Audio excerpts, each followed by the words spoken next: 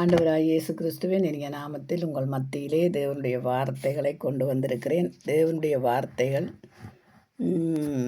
இன்றைக்கு உங்கள் மத்தியிலே தேவ வார்த்தைகள் என்னென்று கேட்டால் ஆசீர்வாதங்கள்.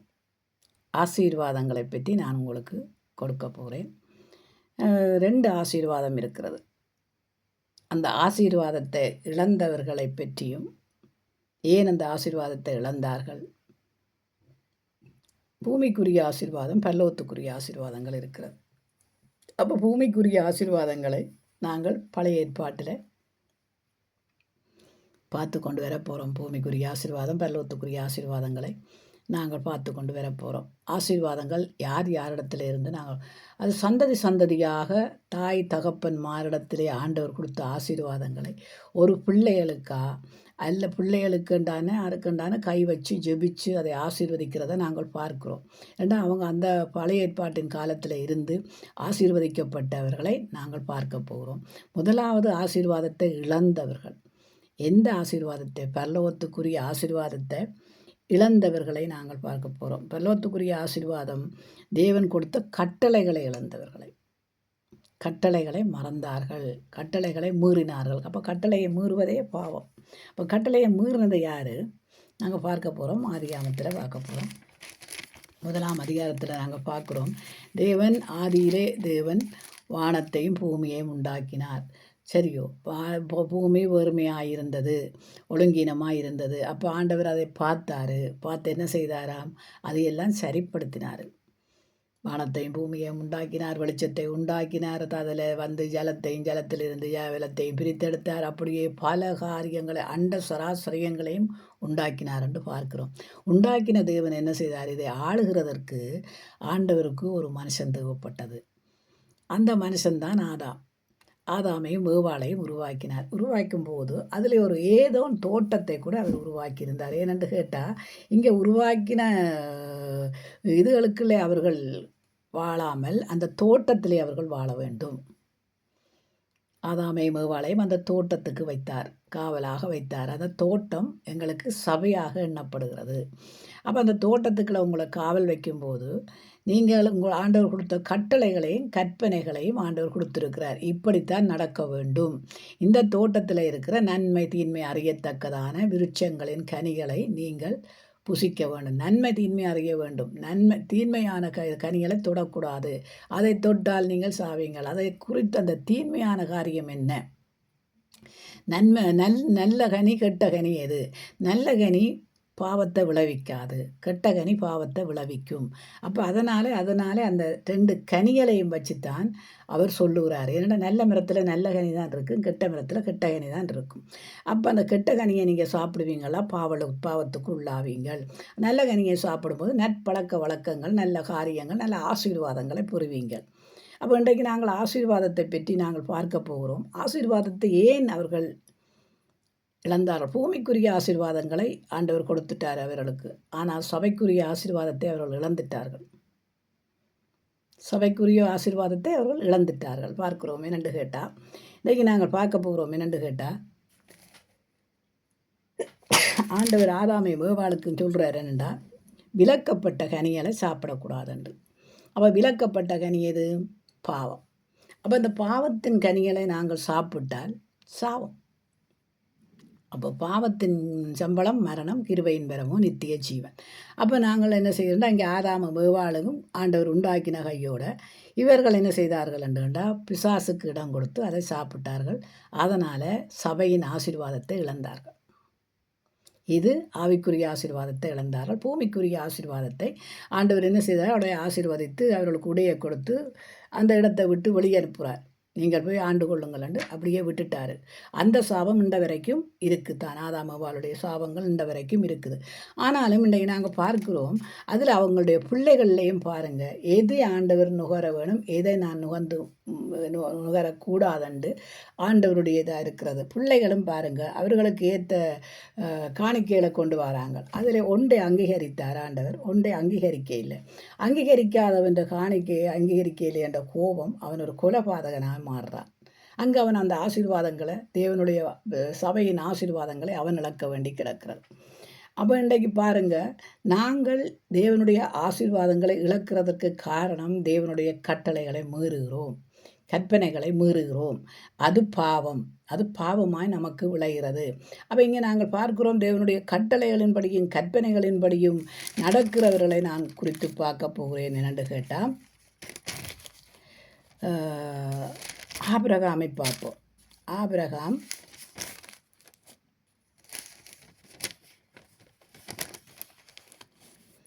ஆபிரகாமை நாங்கள் நோக்கி பார்ப்போம். ஆபிரகாமை ஆண்டவர் அழைக்கிறார். என்னென்று கேட்டால், கர்த்தர் ஆபிரகாமை நோக்கி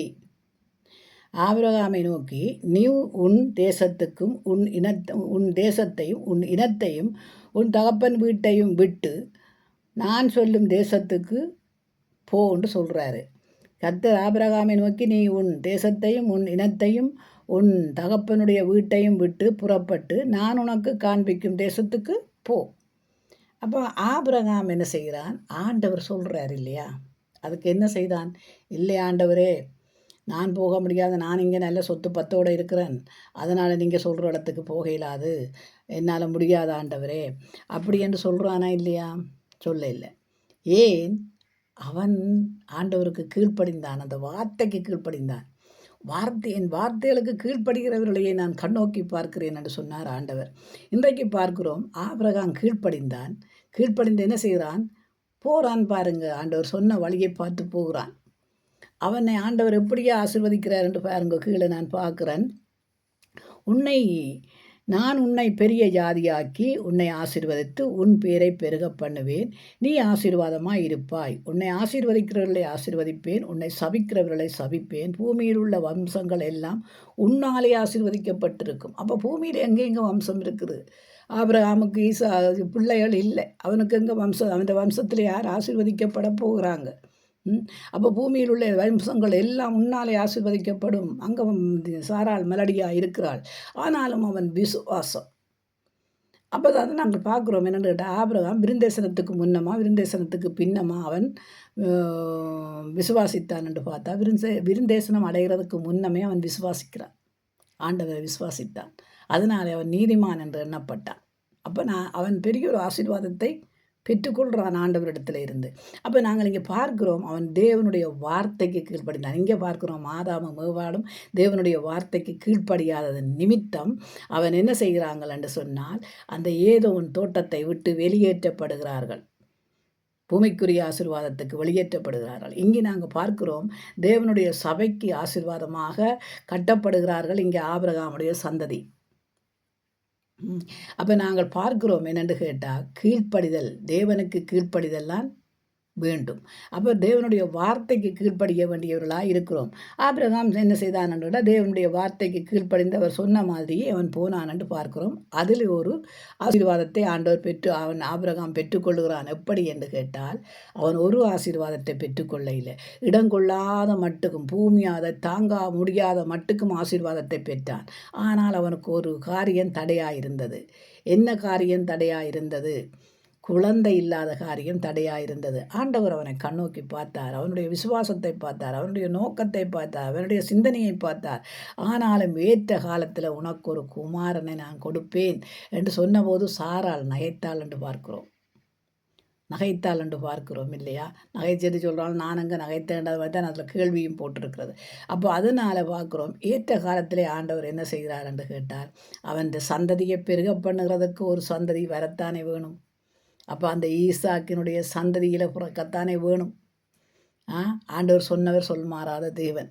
அப்போ அந்த ஆசீர்வாதத்தை கொடுக்கறதுக்கு ஈசாக்கை ஆண்டவர் கொடுக்கும்போது, ஈசாக்கை கொடுத்துட்டு ஆபிரகாமை ஆண்டவர் சோதிக்கிறாரு. எப்படி சோதிக்கிறாரு? இந்த ஆசீர்வாதத்தை கண்டதினாலே என்ன விசுவாசித்தானா, இல்லை இந்த ஆசீர்வாதத்தை கொடுக்கிறதுக்கு முன்னம் இந்த என்னை விசுவாசித்தானான்னு இதை எப்படி இவன் என்னை விசுவாசிக்கிறான் பார்க்கிறதற்காக, ரெண்டையும் வைத்து பார்க்கிறதுக்காக ஈசாக்கை கொடுத்தாரு. அப்போ அவனுடைய விசுவாசத்தை இன்னும் ஆண்டவர் வர்த்திக்க பண்ணினார் என்று பார்க்கிறோம். விசுவாசத்தை வர்த்திக்க பண்ணினார் என்று பார்க்குறோம். இப்போ ஈசாக்கை கொடுத்துட்டு சொல்கிறாரு என்னென்னு கேட்டால், நான் உனக்கு ஈசாக்கை கொடுத்துருக்கிறேன், நான் சொல்கிற இடத்துல கொண்டு போய் உன் மகனை பறி கொடுப்பாயாக. அப்போ இங்கேயும் பார்க்கிறோம் என்னென்று கேட்டால் அவன் தேவனுக்கு கீழ்ப்படுகிறான். என்ன மனுஷனுக்கு கீழ்ப்படிவதை பார்க்கல தேவனுக்கு கீழ்ப்படிவதே என்னெல்லாம் சரியோ. அங்கே நாங்கள் பேதுருவிலே அங்கே பழைய புதிய ஏற்பாட்டில் பார்க்கிறோம் என்ன, நாங்கள் மனுஷருக்கு கீழ்ப்படுகிறதை பார்க்கலாம் தேவனுக்கு கீழ்ப்படிவது மேல் என்று சொல்கிறாங்க. அப்போ அப்படியாய் ஆபிரகாம் தேவனுக்கு கீழ்ப்படிந்தான். கீழ்ப்படிந்ததன் நிமித்தம் அவனுக்கு ஆசீர்வாதம் பெருகி பெருகி கொண்டு வந்தது. எந்த பூமிக்குரிய ஆசீர்வாதம் ஒரு பக்கம் பெருகுது, இங்கால தேவனோட உறவாள் பிள்ளைகளுடைய ஆசீர்வாதம்.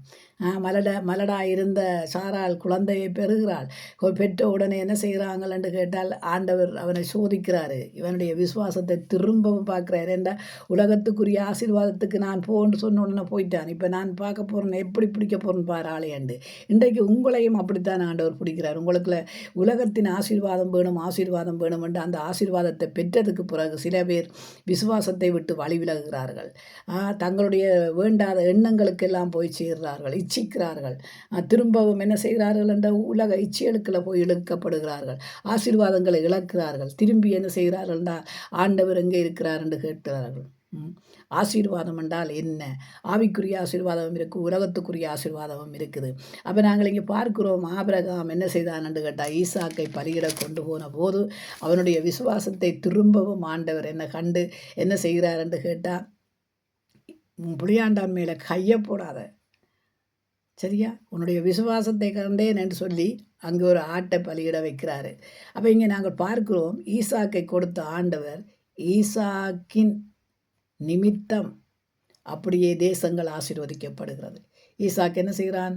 பூமிக்குரிய ஆசீர்வாதங்களை விதைக்கிறான். பாருங்கள், வளர்ந்த பிறகு விதைக்கிறான், பூமி விளையுது. அதான் 100 மடங்கு அறுவடை செய்தான் என்று பார்க்கிறோம். இன்றைக்கு அறுவடைகள் குறைவு. ரட்சிக்கப்பட்ட பிள்ளைகளுக்குள்ள நல்ல கனி கொடுக்க வேணுமே, ஆத்துமாக்களை கொண்டு வர வேணுமே, சாட்சியாய் வாழ வேணுமே.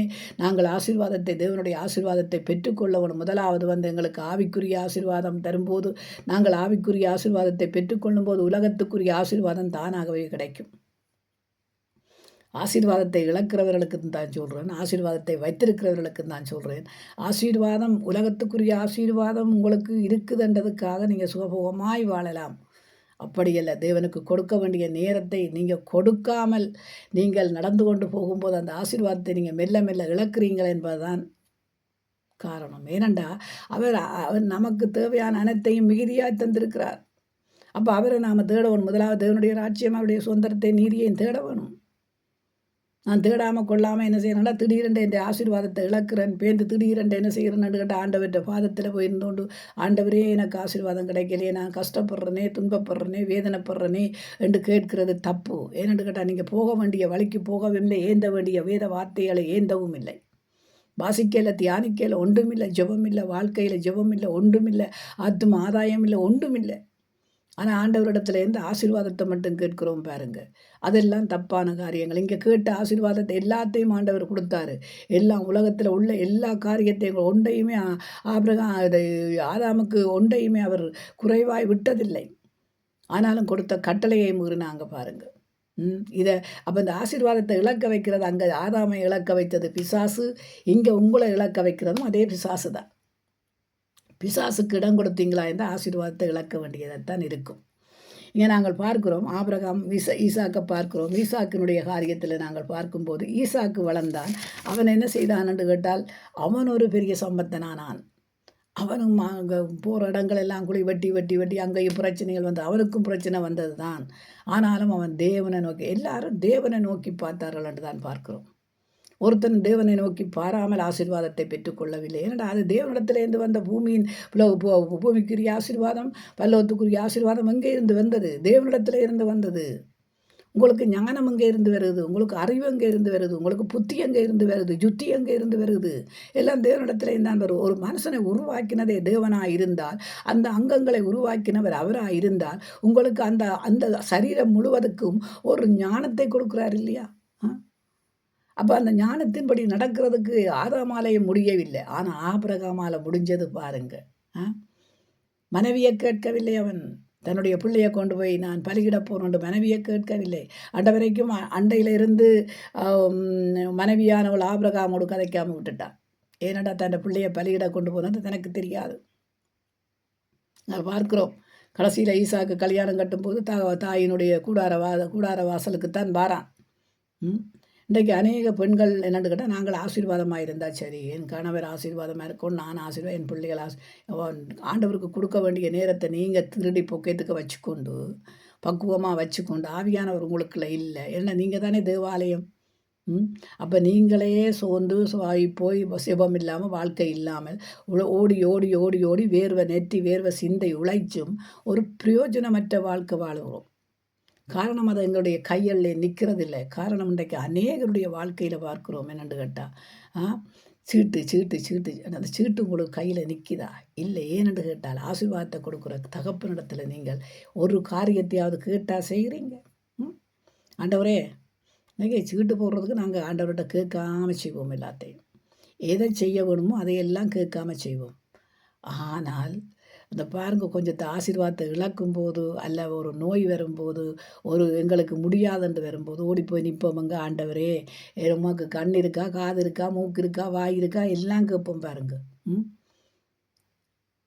எல்லாம் கேட்போம் பாருங்க ஆண்டவர்கிட்ட இருந்து. எல்லாத்தையும் கண்ணையும் மூக்கையும் கண்ணை மூக்க வாய காதை எல்லாத்தையும் படைத்த தேவனிடத்துலேருந்து அவருக்கு இருக்கொண்டு கேள்விகள் கேட்குற அளவுக்கு நீங்கள் இருக்கிறீங்க. நாங்கள் பார்க்குறோம். என்னென்று கேட்டால் ஈசாக்கு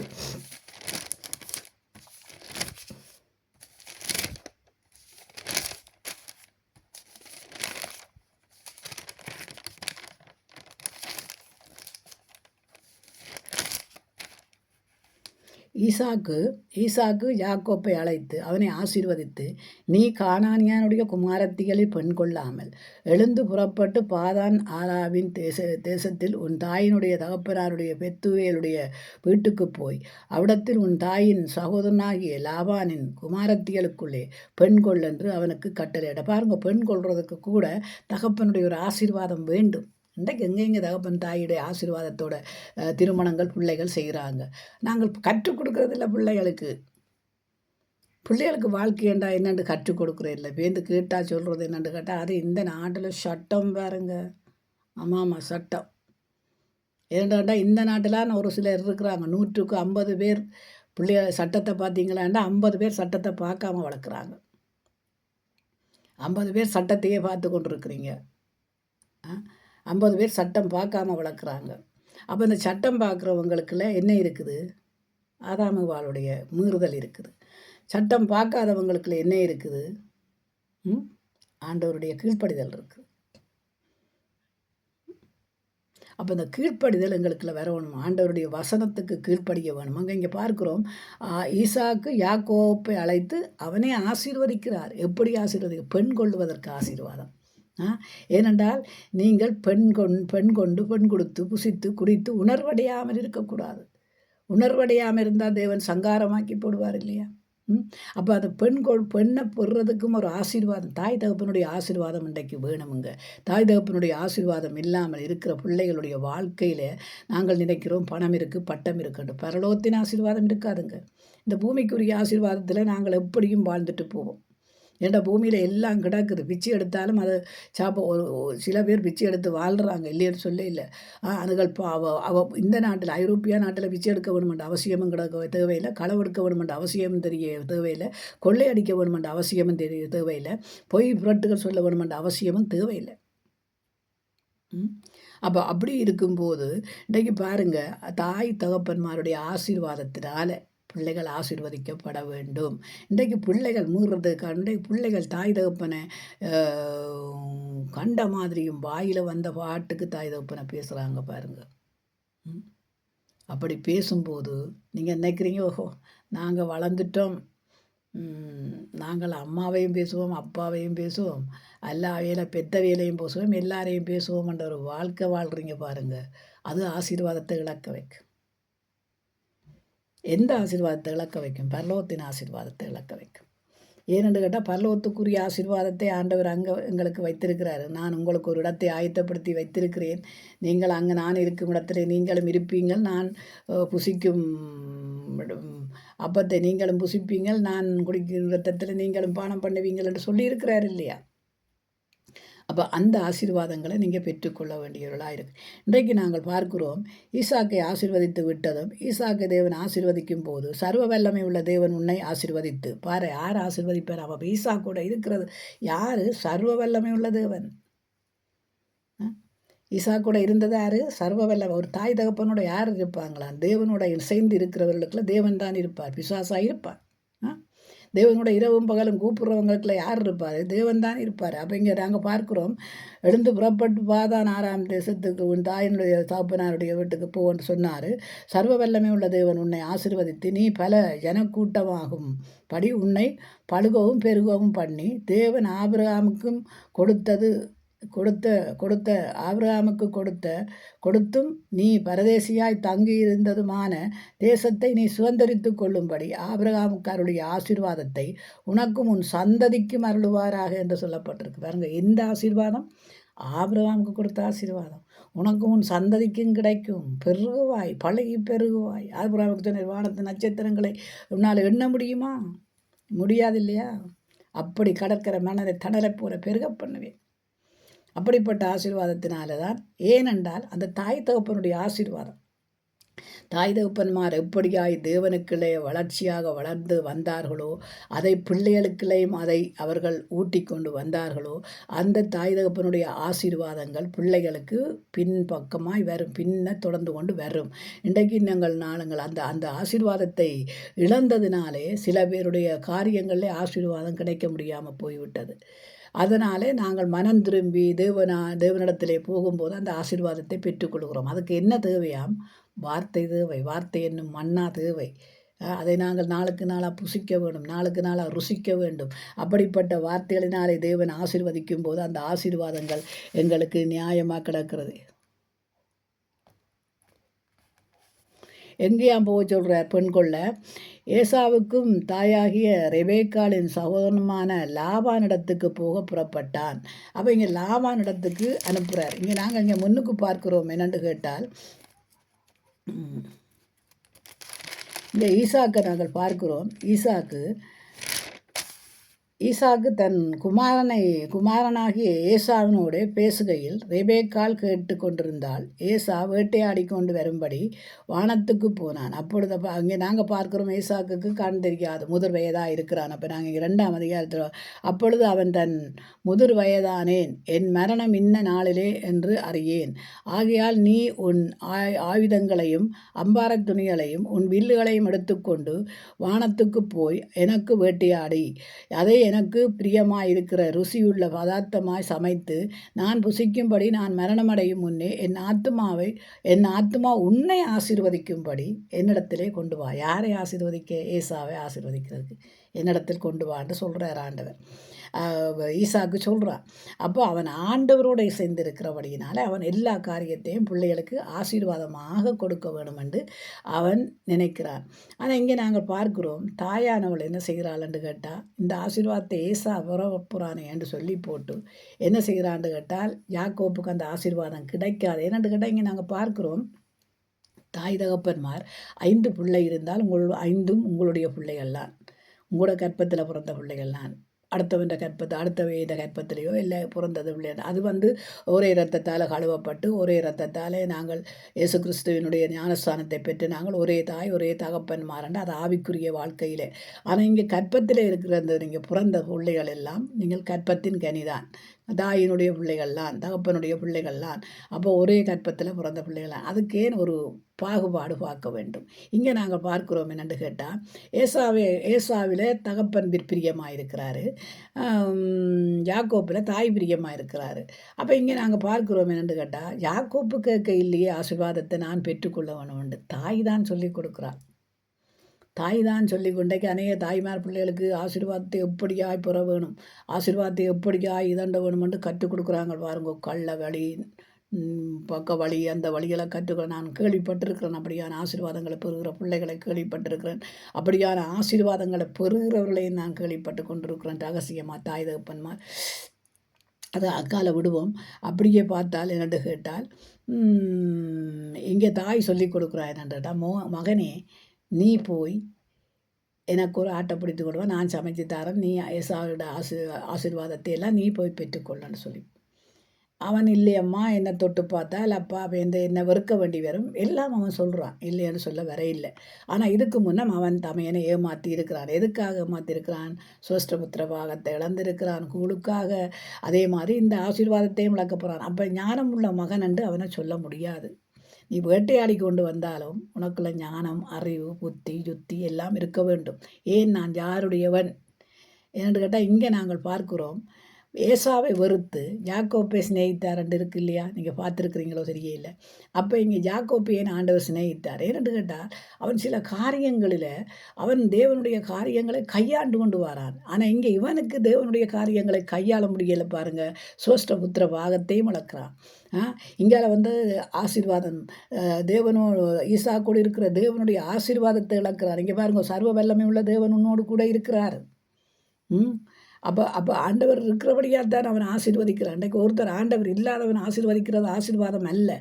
ஆண்டவரோட இருக்கிறவனுடைய ஆசீர்வாதம் பல பிள்ளைகளை ஆசீர்வதித்து கொண்டு போகும். அப்போ இங்கே பார்க்குறோம் என்னென்னு கேட்டால், இவன் ஏமாற்றப்பட்டவன் என்னென்னு கேட்டால், இன்றைக்கு நீங்கள் பார்க்குறீங்களா என்னென்னு கேட்டால், பந்தயத்தில் ஓடுறவன் முன்னுக்கு ஓடுறவன் தான், இல்லை நானும் ஓடுவன் என்று பின்னுக்கு இருக்கிறவன் ஓட முடியாட்டால் அவன் ஆசீர்வாதத்தை பெற முடியாது. முன்னுக்கு ஓடுறவன் தான் ஆசீர்வாதத்தை பெற முடியும். என்னென்னு கேட்டால், முன்னுக்கு ஓடுறான் பாருங்க பாவல் அடியான். ஓடி என்ன செய்ய நல்ல ஓட்டத்தை ஓடினும் பாருங்க, விசுவாசத்தை காத்துக்கொண்டான். எதை காத்துக்கொண்டான் நான் பாருங்க, விசுவாசத்தை காத்துக்கொண்டேன். அப்போ இந்த விசுவாசத்தை காத்துக்கொள்கிறவருக்கு என்ன இருக்கா? நீதியின் கிரீடம் இருக்குது, நீதிமான். அப்போ நாங்கள் என்ன செய்யணுமாம்? ஆண்டவருடைய வசனத்தை பிடித்து கொண்டு ஓட வேண்டும். இங்கே நாங்கள் பார்க்கிறோம், யாக்கோப் அந்த வசனத்தை பிடித்து கொண்டு ஓட போகிறான் பாருங்கள். எப்படி என்று அவன் வெறுமையாய் போனவன் ரெட்டிப்பான ஆசீர்வாதத்தோடு வாரான். ரெட்டிப்பான ஆசீர்வாதம் எப்படி? தகப்பன் ஒரு மகனை ஆசீர்வதித்து விடும்போது அந்த ஆசீர்வாதம் அவனை பின்தொடர்றதுக்கு தேவன் அவனை பின்தொடர்ந்து போகிறார் பாருங்கள். லாபானிடத்தில் போய் 7 வருஷம் ராகேலுக்காக வேலை செய்தான். ஆனால் லேகாலை கொடுத்தாங்க. அதை செய்தது இவர் எப்படியா ஏமாற்றினாரோ அப்படியே அங்கே மாற்றப்பட்டார், சோதிக்கப்பட்டார். அதே மாதிரி பேந்து 7 வருஷம் செய்து ராகேலை கட்டினார். இன்றைக்கு அப்படி தான் சில பேர் கேட்குறாங்க. என்னென்னு கேட்டால், ஆபிரகாமின் காலத்தில் 2 கல்யாணம் நடக்கலையோ? ஆனால் ஏன் இப்போ எல்லாம் நீங்கள் இப்படி பேசுகிறீங்க அப்படி இப்படி? கணவன் மனைவிகளுக்குள்ள கருத்து வேறுபாடுகள் வர்றதுக்கு காரணம் என்னென்னு கேட்டால், மனைவி இன்னொருத்தரம் பார்க்குறாள், கணவன் இன்னொருத்தனை பார்க்குறாள். இப்படியான பிரிவினைகள், பிரச்சனைகள் ஏராளம் எக்கச்சக்கமான குடும்பங்களுக்கு நடந்து கொண்டு இருக்கிறது. காரியங்கள் என்னென்று கேட்டால், எல்லாத்துக்கும் நாங்கள் ட்ரிங்க் பண்ணுற காரியங்கள்லாம், இப்படிப்பட்ட காரியங்களினாலே மக்கள் அழிஞ்சு போகிறாங்க. இங்கே நாங்கள் பார்க்கிறோம், 7 வருஷம் அங்கால மிருகங்கள் ஜீவன்களை தனக்கண்டு எடுக்கிறதற்கு 7 வருஷம். இப்படியாய் அவன் என்ன செய்கிறான் என்று கேட்டால், எல்லாத்தையும் அவன் நேர்த்தியாக்கிரமமாய், ஒரு பொய் இல்லாமல், களவில்லாமல் எல்லாத்தையும் அவன் உண்மையாய் உத்தமமாய் செய்து கொடுத்தான். அவன் செய்து கொடுத்தவருக்கு தேவன் கொடுத்த ஆசீர்வாதத்தை நாங்கள் பார்க்கிறோம். என்னென்று கேட்டால், இங்கே ஏசா சொல்கிறான் என்னென்று கேட்டால், நான் என் தகப்பன் செத்ததுக்கு பிறகு இங்கே பாருங்கள் நான் சொல்கிறேன் எங்கேன்னு கேட்டால், ஏசா 40 வயதான போது எத்தியோப்பியாத்தில் ஏசா என் தகப்பன் மரணமடையின் நாள் வரும், அப்பொழுது நான் என்ன செய்வேன்? சகோதரனுக்கு கொலை செய்வேன்னு சொல்கிறான் பாருங்க.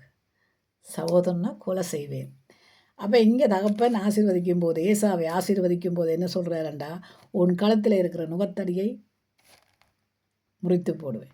ஆண்டவர் முறிப்பாருங்க. அதே சமயத்தில் முறித்தாரா இல்லையா? பாருங்கள், முறித்தார் தானே. யாக்கோப்பு போகும்போது ஆண்டவர் தரிசனம் ஆகிறார், அதுக்கு ஒரு கல்லை வச்சுட்டு போகிறான். வரும்போது லாபான் பிரச்சனை கொடுக்கும் போதும் அதில் ஒரு கல் வைத்து அவங்க உடன்படிக்கை பண்ணுறாங்க.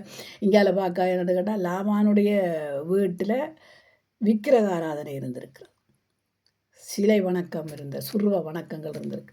அதை ராகேல் கொண்டு வரும்போது அதை கடைசியாக என்ன சொல்லணும்னா, மரத்தின் கீழே அதை புதைச்சி போட்டு தான் வரான். ஏன்டா அவன் ஆண்டவருடைய சொற்படி நடக்கிறவங்க. அப்போ இன்றைக்கு ஆண்டவற்றை ஆசீர்வாதத்தை பெற்றவனுக்கு எது தேவை? பரலோகத்துக்குரிய காரியங்கள்லாம் தேவை. இன்றைக்கி நாங்கள் பூமிக்குரிய காரியங்களையே தேடி தேடி பரலோகத்துக்குரிய காரியங்களை கையை விட்டு விடுகிறோம். ஜெபம் இல்லை வாழ்க்கையில். அதனால் குடும்பங்களுக்குள்ள பிரச்சனை, பிள்ளைகள் பிரச்சனை, நிம்மதி இல்லை, நோய் வர்ற நேரமெல்லாம் ஆண்டவரிடத்தில் போய் பாதத்தில் இருந்து, இன்றைக்கு நீங்கள் நம்ப மாட்டீங்க, எனக்கு தெரிந்த ஒரு அம்மாவுக்கு வியாதி இருக்குது, பல வியாதிகள் இருக்குது, 80 வயசு. பிள்ளைகள் எல்லாம் ஒரு ரெண்டு ரெண்டு பிள்ளைகள், ஒரு ஆம்பளை பிள்ளை ஒரு பொம்பளை பிள்ளை தூரத்தில் தான் இருக்கிறாங்க. ஆனால் அந்த அம்மா தனியாகத்தான் இருக்கிறாங்க. ஆனால் அந்த அம்மாவுடைய வயசுலேயே அவள் 80 வயசுன்னு சொல்ல மாட்டீங்க. என்னென்று கேட்டால் இருக்கிற நேரமெல்லாம் ஜெபம், இருக்கிற நேரமெல்லாம் வேத வாசிப்பு. ஏன்னா நாங்கள் அதான் சொல்லுவாங்க. என்னென்று கேட்டால் சொல்கிறாங்க, நான் வருத்தமாக இருந்தாலும் படுக்கையில் இருந்தும் ஆண்டவரை தான் கேட்குறேன். நான் எழும்பி இருந்தாலும் ஒரு கொஞ்ச நேரம் தான் படுக்கையில் இருப்பேன். அதுக்கப்புறம் நொண்டியாவது போய் நான் சமைப்பேன், நொண்டியாவது போய் எடுத்துக்கொண்டு வந்து சாப்பிடுவேன். எல்லாம் நான் தனிமையில் தான் செய்கிறேன். வெளியில் போய் சாமான் சக்கட்டு வாங்குறேன்டாலும் தனிமையில் தான் செய்கிறேன். ஏனென்று கேட்டால் அது சிட்டியாக இருக்கிறபடியா எனக்கு ஒரு நடக்க முடியுது. அதனால் சாமான் சக்கட்டுகளை வாங்கி கொண்டு வந்துடுவேன். வந்து வச்சுட்டு நான் சாப்பிடுவேன். ஆனால் என்ன சாப்பிட்றீங்கன்னு கேட்டால் உடனே சொல்லுவாங்க, நான் அந்த காலத்தில் என்னத்தை சாப்பிட்டனோ இந்த காலத்துலேயும் அதைத்தான் சாப்பிட்றேன். என்னத்தை சாப்பிட்றீங்க? மத்தியானம் ஒரு கொஞ்சம் சோறு மரக்கறிகள் அதில் காய்ச்சி சாப்பிடுவேன், மீன்களை காய்ச்சி சாப்பிடுவேன்.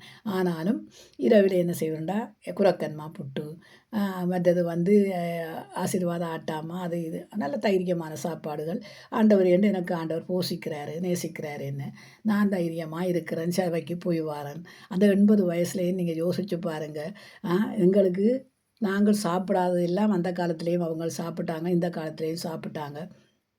அதனால் அவங்க புஷ்டியாக இருக்கிறாங்க. அது மட்டும் இல்லை, வார்த்தை அவங்கள புஷ்டியாக்குது. அப்போ நாங்கள் என்ன செய்யணுமா, வார்த்தையின்படி நடக்கணும். நடந்தால் தான் நாங்கள் வந்து தேவனுடைய பிள்ளைகளாக முடியும். நாங்கள் பார்க்கிறோம். அப்போ நாங்கள் பார்க்கிறோம் என்னென்று கேட்டால், யாக்கோப்பை ஆண்டவர் எப்படியா ஆசீர்வதிக்கிறார். அவனை எங்கே சந்திக்கிறார், மனைவி பிள்ளைகளோடு வரும்போது ஆண்டவர் அவனை சந்திக்கிறாரு. நான் இந்த வசனங்கள் எல்லாம் உங்களுக்கு வந்து நான் படிச்சிருக்கிறபடியாக நான் வசனத்தை பார்க்காமலே கொள்ளாமலே நீங்கள் வேதத்தை படிச்சிங்கன்னு சொன்னால் உங்களுக்கு தெரியும்.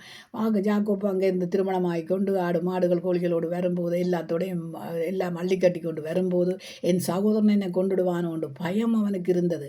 அதனால் தன்னுடைய வேலைக்காரர்களை அனுப்புகிறான் முன்னுக்கு. எல்லா இதுகளையும் கொடுத்து தான் பெற்றுக்கொண்ட ஆசீர்வாதத்திலே ஒரு பங்கை கொடுத்து அனுப்புகிறான்.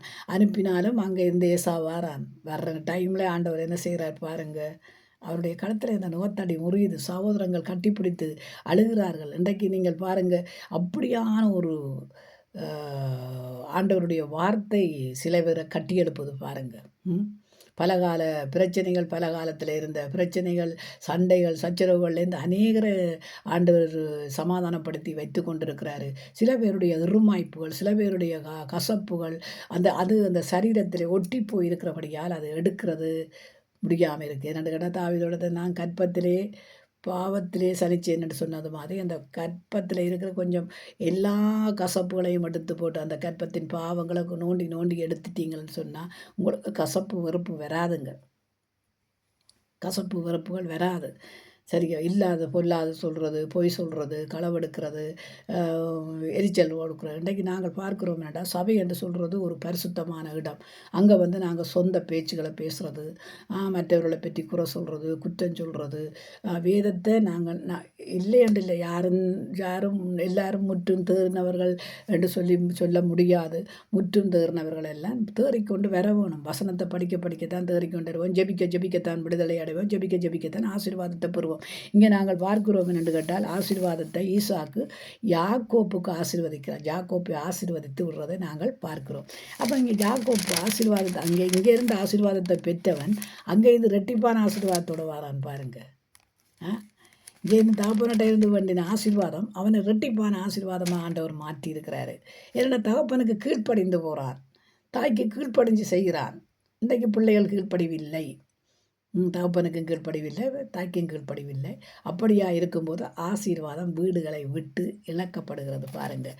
அது மட்டுமில்லை, நாங்கள் பார்க்கிறோம் ஈசாக்கு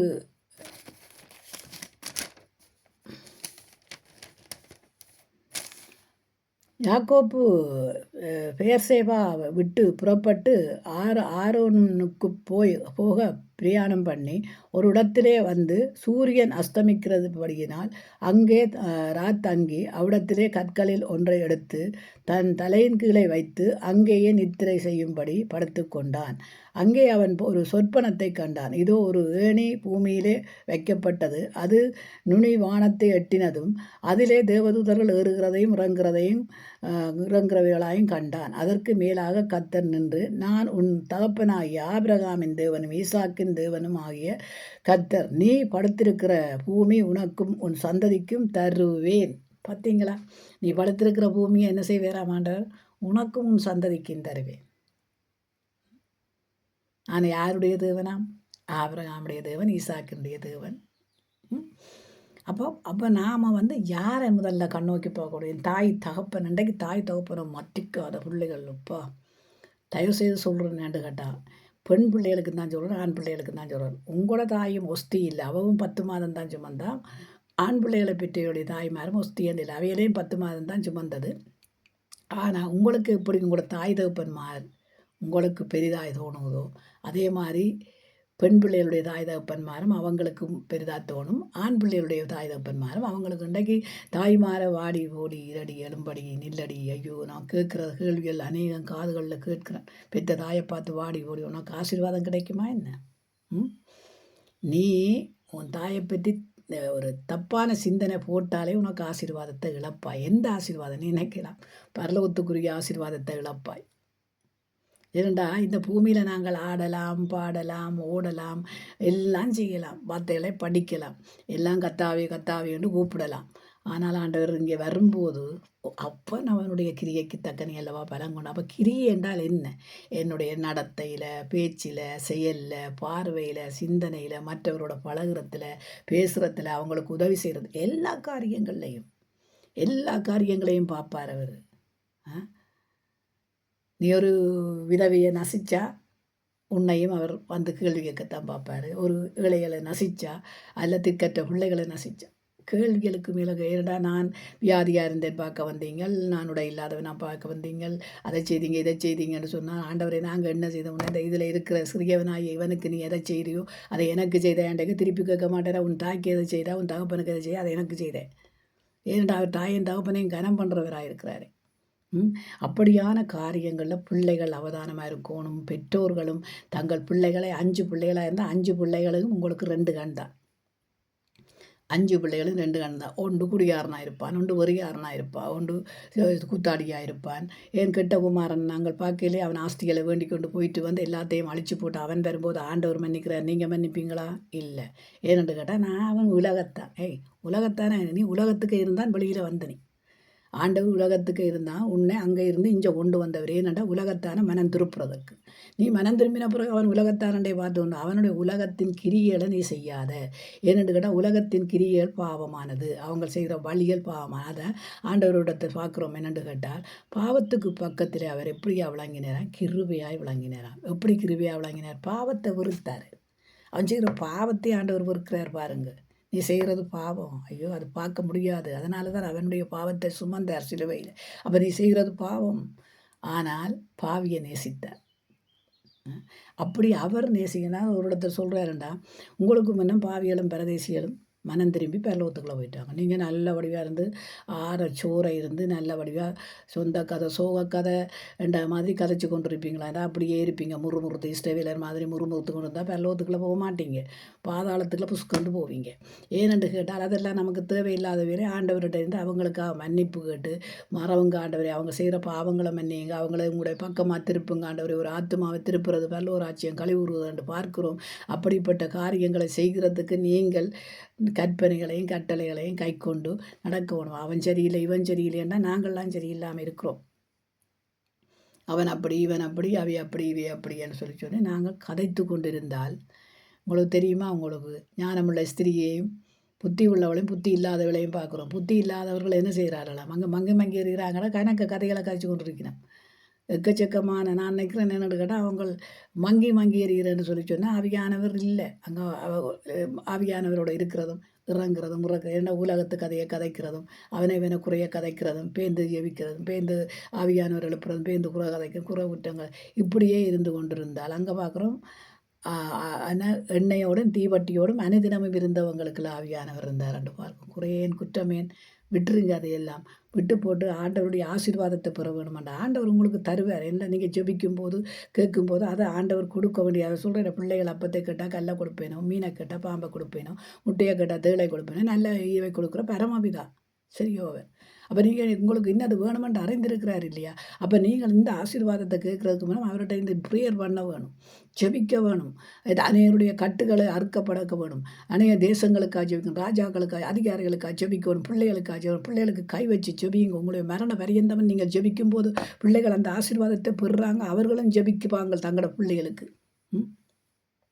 எங்களை அப்போ இங்கே பார்க்குறோமே, ஈசாக்கு கை வச்சு ஜெபிச்சு பிள்ளையை அனுப்பும்போது அங்கே ஆசீர்வாதத்தை பெற்றுக்கொள்கிறான். அதே யாக்கோப்பு என்ன செய்கிறான்னு கேட்டால், யோசேப்பையும் தன்னோட இருக்கிற பிள்ளைகளையும் வைத்துக்கொண்டு பலிப்பிடங்களுக்கு போகிறான். ஏன்னு கேட்டால் யோசேப்பை காண இல்லை. கடைசியாக போய் பலிப்பிடத்தில் ஆண்டவரோட பேசி ஆண்டவர் சொல்கிறார் போ, ஏன்னா அங்கே ராஜாவாக இருக்கிறான் அவன் யோசேப்பு. சகோதரங்களை என்ன செய்தாங்க, குழிக்குள்ள போட்டாங்க. அவன் அங்கே ஆசீர்வாதமாக இருக்கிறான். இங்கே ஆசீர்வாதத்தை இழந்துட்டினம். ஏன் இழந்துட்டினம் பாருங்கள், பிள்ளைகள் ஆண்டவரை தேட இல்லை.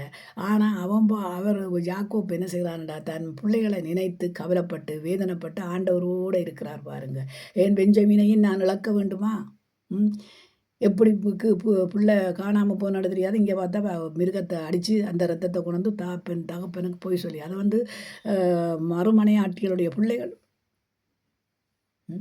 அதோ சொற்பனக்காரன் பாரான் பாருங்க, அவனை தூக்கி குழியில் போட்டுட்டு, சொற்பனை இந்த காலத்தில் சொற்பனத்தை சொன்னாலும் அது வந்து அவங்களுக்கு பிடிக்காது. சில பேர் பாருங்க தரிசனம் காண்பாங்க, சொல்லுவாங்க, அது அப்படி இப்படி என்று அது பேருந்து நடந்ததுக்கு பிறகு அவங்களுக்கு காதில் விளங்காது. அதே மாதிரி அவங்க தரிசனத்தை காணுவாங்க, சொல்லுவாங்க பாருங்க, அது இல்லை அவங்க பொய் சொல்கிறாங்க, அது அப்படிங்கன்ட்டு. அதனால் சில பேர் தரிசனம் கண்டாலும் சொல்ல மாட்டாங்க, சொற்பனம் கண்டாலும் சொல்ல மாட்டாங்க, அல்லாவிட வரங்கள் கிடைச்சாலும் சொல்ல மாட்டாங்க, வெளிப்பாடுகள் கிடைச்சாலும் சொல்ல மாட்டாங்க. ஏன்னு கேட்டால் இங்கே நான் பெருசு நீ பெருசுன்ட்டு இருந்தால் ஒருத்தனும் சொல்கிறதுக்கு வழி கிடைக்காது. ஏனென்று கேட்டால் வழி கிடைக்காது. இங்கே நாங்கள் பார்க்குறோம், யாக்கோப்பு என்ன செய்கிறான்னு கேட்டால்,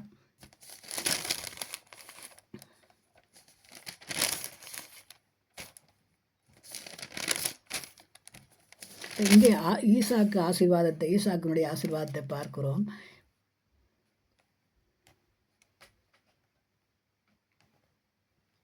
இங்கே யாக்கோப்பை நாங்கள் பார்க்குறோம் என்னென்னு கேட்டால், யாக்கோப்பு தன் கண்களை ஏறெடுத்து இதோ ஏசாவும் அவனோட கூட 400 மனிதர்களும் வருகிறதைக் கண்டு பிள்ளைகளை லேயாளையும் ராகேலையும் 2 பணி விடைக்காரர்களிடத்திலும் வெவ்வேறாக பிரித்து வைத்தான். ஏனென்று கேட்டால் அவன் வந்து கொலை செய்து போடுவான் என்று பாருங்க. ஆனாலும் அது நடந்ததில்லை. அப்போ இங்கே ஆண்டவர் என்ன செய்கிறாருன்னு கேட்டால், இங்கே பார்க்குறோம் என்னென்னு கேட்டால், ஆதிகாமத்தில் யாக்கோப்பு பிந்தி யாக்கோப்பு பிந்தி தனித்திருந்தான். அப்பொழுது ஒரு புருஷன் பொழுது விடியும் அளவும் அவனுடனே போராடி அவனை மேற்கொள்ளத்தக்கதாய் கண்டு அவனுடைய தொடைச்சானை தொட்டார். அதனாலே அவனுடனே போராடுகிற யாக்கோப்பின் தொடை சார்ந்து சுலுக்கியதென்று பார்க்கிறோம். அவர் நான் போகட்டும் பொழுது விடுகிறது என்றான். அதற்கு அவன், நீர் என்னை ஆசீர்வதித்தாலே ஒழிய உம்மை போக விடேன். கண்டுகொண்டான் பாருங்க ஆண்டவர். ஆண்டவருக்குள்ளேயும் ஆண்டவருடைய தூதனுக்கு யாக்கோப்புக்குள்ளேயும் ஒரு போராட்டம். போராடி அவன் சொல்கிறான், நீர் என்னை ஆசீர்வதித்தாலே ஒழிய நான் போக மாட்டேன். அவர் உன் பேர் என்ன என்று கேட்டார். யாக்கோப்பு என்றான். அப்பொழுது அவர், உன் பெயர் இனி யாக்கோப்பு எனப்படாமல் இஸ்ரவேல் எனப்படும், தேவனோடும் மனிதனோடும் போராடி மேற்கொண்டாய் என்றார். அப்பொழுது யாக்கோப்பு, உம்முடைய நாமத்தை எனக்கு அறிவிக்க வேண்டும் என்று கேட்டான். அதற்கு அவர், நீ என் நாமத்தை கேட்பானேன் என்று சொல்லி அங்கே அவனை ஆசீர்வதித்தார். பாருங்க, அப்போ தேவனுடைய ஆசீர்வாதம் கண்டிப்பாக தேவை. அப்படியே சந்ததியாக ஆசீர்வதிக்கிறார் பாருங்க. யாக்கோப்பை ஆசீர்வதிக்கிறார், ஈசாக்கை ஆசீர்வதிக்கிறார், ஆபிரகாமை ஆசீர்வதிக்கிறார்.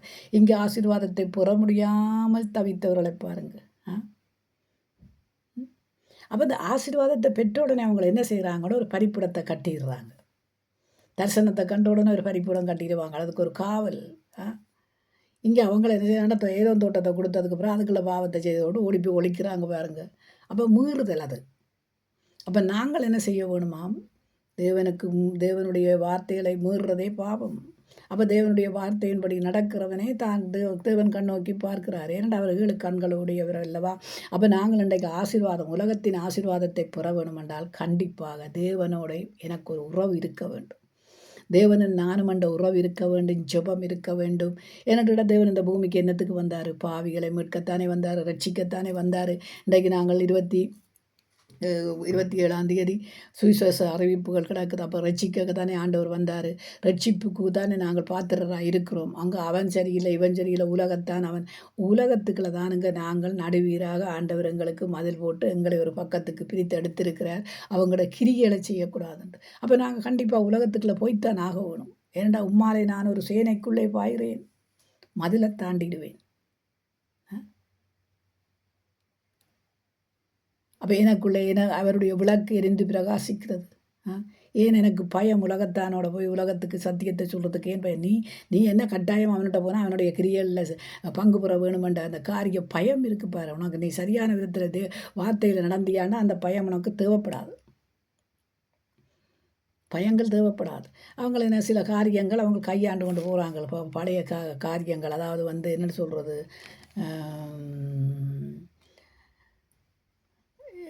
சொல்லுவாங்க. சில பேர் சொல்லுவாங்க, காய் கழுவி போட்டு காய் கழுவிட்டு சாப்பிட வேண்டியதான். இப்போ காலத்தில் கிருமிகள் பிடிக்கும், அது சாப்பிட வேண்டியதான். அதை பற்றி சொல்ல வரையில் சில காரியங்கள், திருமண காரியங்களில் சில காரியங்களை அவங்க முற்குறிப்பாங்க. இது இப்படித்தான் செய்யணும், அப்படித்தான். அதெல்லாம் நமக்கு வேண்டாத காரியங்களை தேவா நீர் எங்கள் முன் வையாதையும் மீண்டும் தலை தூக்க விடாதையும் என்று கேளுங்க. அப்போ அப்படி நாங்கள் கேட்டு ஆண்டவருடைய பிள்ளைகளாய் வாழ்ந்த ஆண்டவருடைய ஆசீர்வாதத்தை பெற்றுக்கொள்வோம். ஆண்டவருடைய ஆசீர்வாதங்களை நாங்கள் இங்கே பார்க்கிறோம். என்னென்று கேட்டால், யாக்கோப்பினுடைய பிள்ளைகளை பார்க்கிறோம். என்னென்று கேட்டால், யாக்கோப்பு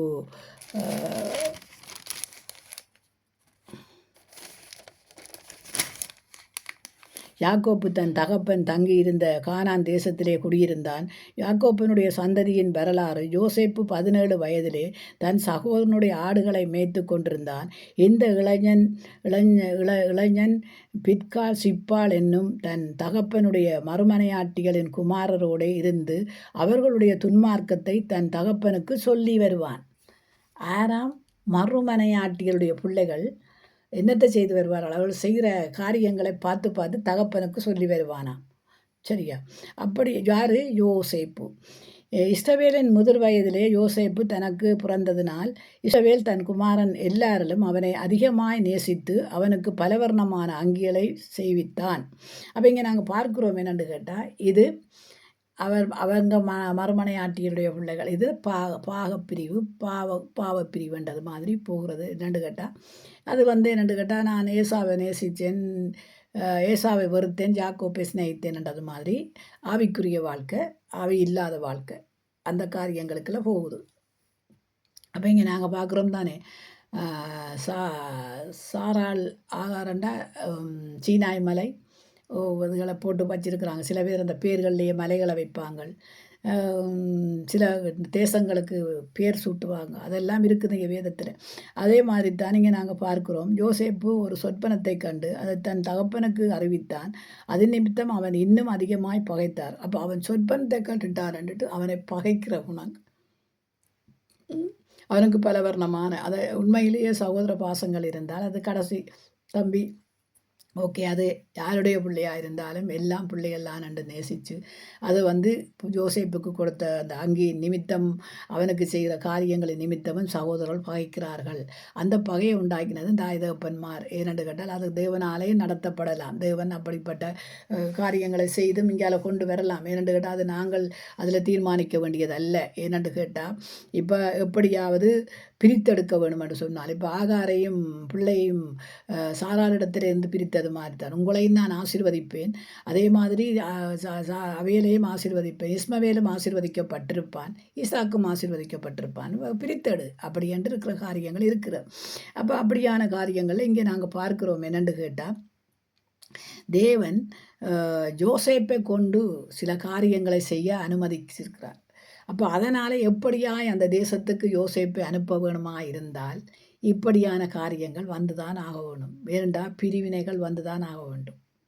சில பேரை ஆண்டவர் பிரித்தெடுத்திருக்கிறார் பாருங்க. பிரித்தெடுத்திருக்கிற காரியங்களை நான் பிறகு உங்களுக்கு சொல்கிறேன். இங்கே நாங்கள் பார்க்கிறோம் என்னென்று கேட்டால், அவன் கண்ட சொற்பனம் உண்மை, அவன் கொண்ட காரியங்கள் உண்மை. ஆனால் இதில் எரிச்சல் அடைந்து என்ன செய்கிறாங்கன்னு கேட்டால், தகப்பன் சொல்கிறார், போய் ஆடுகளை மேய்த்து கொண்டிருக்கிற சகோதரங்களை போய் பார்த்துட்டு வான்னு சொல்கிறாரு. அங்கே போன உடனே இவங்க சொல்கிறாங்க, சொற்பனக்காரன் வாரானண்டு. சொற்பனக்காரன் வந்தான். வந்த உடனே நீங்கள் என்ன செய்தீங்க? உங்களுக்கு சாப்பாட்டை தானே கொண்டு வந்தான். சாப்பிட்டுக்கு விட்டுட்டு பேசாமல் விட வேண்டியானே இல்லையே. அவனை தூக்கி கிணத்துக்கு ஓடுறோம். அவனுடைய அங்கியை கலட்டுறதும், அவனை துன்பப்படுத்துறதும் இப்படியா அது ஒரு அப்பாவி பிள்ளை மாதிரி இருந்துச்சு பாருங்க. குழிக்குள்ள இறக்கும்போது அவனுக்கு ஆண்டவர் பாதுகாத்திருக்கிறார். ஆனால் சிறு பையன் அவன். அப்போ அதனால் இன்றைக்கு பாருங்க, அந்த ரூபன் அப்படியான காரியங்களை செய்ததுனால தன்னுடைய உடையையே கிழிக்கிறான். ஏனென்று கேட்டால், நாங்கள் அவனை ஏன் விட்டு போட்டீங்கள், அப்பாவுக்கு என்ன பதில் சொல்கிறதுண்டு. சரியா? சில பேருக்கு இரக்க குணங்கள் இருக்கும், சில பேருக்கு இரக்கம் பெறாது பாருங்க. எப்படித்தான் இருந்தாலும் உருமாய்ப்பாக இருப்பாங்க. அது சகோதரங்களாக இருந்தானே, அல்லது சொந்த பந்தங்களாக இருந்தானே, அல்ல சபைக்கு இருக்கிறவர்களாக இருந்தானே, பார்த்தீங்கன்னு சொன்னால் முகம் பச்சையாக வெடிச்சு போயிடும். அதில் பார்த்தாலே என்ன சொல்லுங்க, ஆண்டவர் எங்கேயும் பச்சைவாதம் இல்லை உள்ளவர் அல்ல. அவருடைய முகம் அழகும் சௌந்தரியம் உள்ளது. ஆனால் அவர் அவருடைய முகத்தின் பிரகாசத்தை ஒருத்தனும் பார்க்க முடியாது. அதனால் அவருடைய முகத்தின் பிரகாசத்தை எங்களுக்கு தரும். அவரை பார்க்க முடியாது, ஆனால் அவருடைய ஒளி எங்களுக்குள்ள வந்திருந்தானே, அந்த மகிமையான ஒளி எங்களுக்குள்ள வீச வேண்டாமா என்ன? எந்த நேரம் பார்த்தாலும் பார்த்தா சில பேர் நான் கேள்விப்பட்டிருக்கிறேன். சில பேர் என்னக்கா சபைக்குள்ளே போனால் ஒரு ஆள் ஒரு மூஞ்ச இப்படி பார்க்குறது உண்டு, அப்படி பார்க்குறது உண்டு, இப்படி பார்க்குறது. ஏன் அதே எல்லாத்தையும் நீங்களையும் பார்க்குறீங்க? நீங்கள் போய் ஆண்டவரை பார்த்துட்டு போகிறீங்களா? ஆண்டவரோட பேசுகிறீங்களா? ஆண்டவரோட உறவாடுறீங்களா? பரிசுத்தத்தை கெடுக்காமல் நல்ல நல்ல காரியங்களை கதைச்சு நல்ல சிந்தனைகளை சொல்லிட்டு வந்துடுங்க. அவன் மூஞ்சி இவன் மூஞ்சி அது அழுகின மூஞ்சி அழுகத்தான் செய்யும், சிரிக்கிற மூஞ்சை சிரிக்கத்தான் செய்யும், அழுகிற பிள்ளை அழத்தான் செய்யும். அதையெல்லாம் நாங்கள் அழுகிற பிள்ளையே துடைக்கலாம், கண்ணீரை துடைக்கலாம்.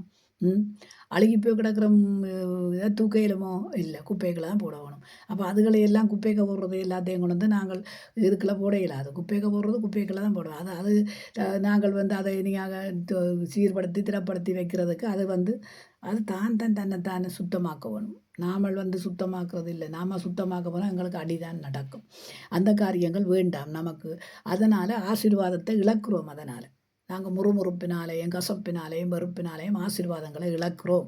அப்போ இந்த இழக்கிற காரியங்கள் எங்களுக்கு வேண்டாம். ஆசீர்வாதத்தை பெற்றுக்கொள்ளுகிற காரியங்கள் எங்களுக்குள்ள வேண்டும். என்ற சபை ஆசீர்வதிக்கப்பட வேணுமா இருந்தால், ஆத்மாவால் நிறையப்பட வேணுமா இருந்தால், எந்த சபை என்றால் கிளசபையோ தாச்சபையோ ஆத்மாவால் நிறைக்கப்பட வேணுமா இருந்தால், ஆண்டவர் சபையில் தந்திருக்கிற முதியோர்களை கனம் பண்ண வேணும், முதியோர்களை ஆசீர்வதிக்க வேணும், முதியோருடைய ஜெபங்களை கேட்கிறவர் கர்த்தர்.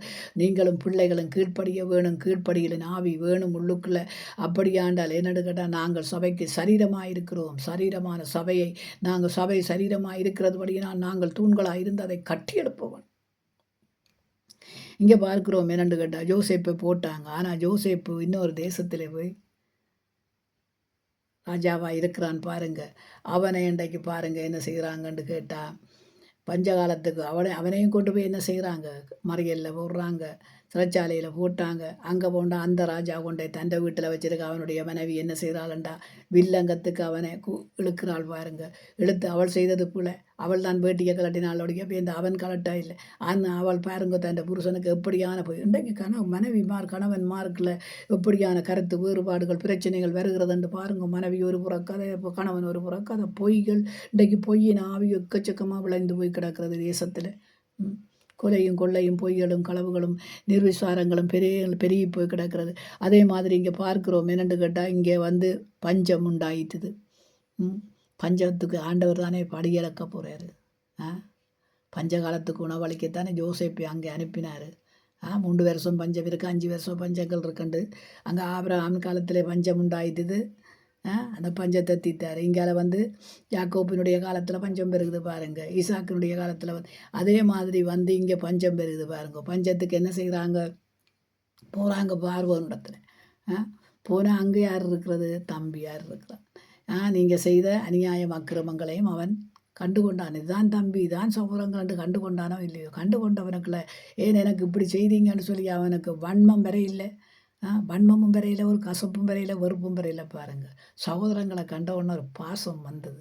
அதனால் பெஞ்சமீனுக்கும் ஒரு ஆபத்து வந்துருமோ என்று சொல்லித்தான் அவன் எல்லாரையும் சோதிக்கிறான் பாருங்க. எப்படியெல்லாம் சோதிக்கிறான்னு பாருங்க. சாக்குக்குள்ளே போட்டு தன் பணத்தையும் போட்டு அதையும் போட்டு திருப்பி அனுப்புகிறான். ஆனாலும் இந்த தாய் தகப்பனையும் சகோதரங்களையும் கூப்பிடுறான், தன்னுடைய பக்கத்துக்கு கூட்டிக்கிட்டு வந்து வச்சு இதன்றான். ஆனால் தகப்பன் சொன்னபடியே அந்த மரித்த இடத்துல கொண்டு வந்து இதன்றான். அப்போ அந்த தகப்பன் தாயை நீங்கள் இப்படியெல்லாம் கனம் பண்ணுறீங்களோ அந்த ஆசீர்வாதம் உங்களை பின்தொடருது பாருங்கள்.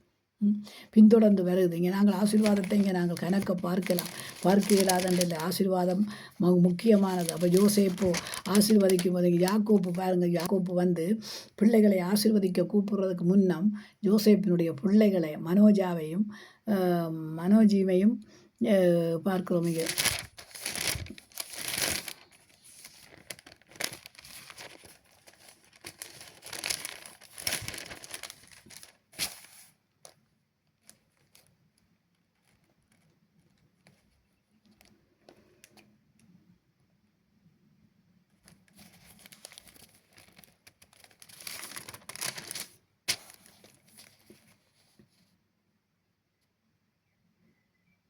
எபிரேஜிம் தன் வலது கரத்திலேயும் இஸ்ரவேலின் இடது பக்கத்துக்கு நேராக மனோஜையும் தன் இடது பக்கத்திலே இஸ்ரவேலின் வலது பக்க புறத்திலே நேராகவும் விட்டான். அப்போ பாருங்கள், யோசேப்பு விடுறான் ஒருதனை மூத்தவனையும் இளையவனையும் எப்படி நிப்பாட்ட வேணுமென்று அவனுக்கு தெரியுது. ஆனால் ஆண்டவர் என்ன செய்தாருன்னு அங்கே யாக்கோப்பை நேசித்து ஏசாவை வெறுத்தார். இங்கே நாங்கள் பார்க்குறோம் என்னென்று கேட்டால், ஆண்டவர் என்ன செய்கிறாருன்னு கேட்டால், எப்ரேஜீமையும் தன் வலது பக்கத்திலே வைத்திருந்தான். இஸ்ரவேல் இடது பக்கத்திலே நேராக மனோஜாயை தன் வலது பக்கத்திலும் இஸ்ரவேலின் வலது கைக்கு நேராகவும் விட்டான். அப்பொழுது இஸ்ரவேல் மனம் மாறி தன் வலது கையை நீட்டி இளையவனாகிய எப்ரேஜீமையும் ஏபிரேஜிமுடைய தலையின் மேலே மனோஜாய் மூத்தவனாயிருந்தும் தன் இடது கையை மனோஜாயின் தலையின் மேலேயும் வைத்தான். அப்போ இளையவன் மூத்தவன் கண் பார்வையில் தெரியல. ஆனாலும் தெரியாவிட்டாலும் இங்கே யோசேப்பு சொல்கிறான் என்னென்று கேட்டால், அவன் யோசேப்பை ஆசீர்வதித்து, என் பிதாக்களுடைய ஆபிரகாம் ஈசாக் வழிபடும்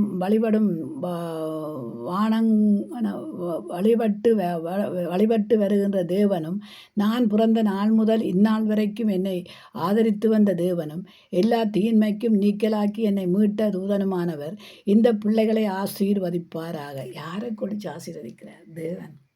நீங்கள் நினையுங்க, தாய் தகப்பன்மாரோடு தேவன் இருக்கிறார் என்பதை.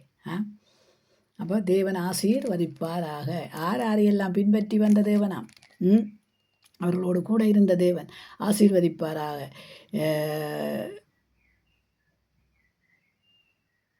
என் பேரும் என் பிதாக்களாகிய ஆபிரகாம் ஈசாக் என்பவர்களின் பேரும் இவர்களுக்கு இடப்பட கடவது.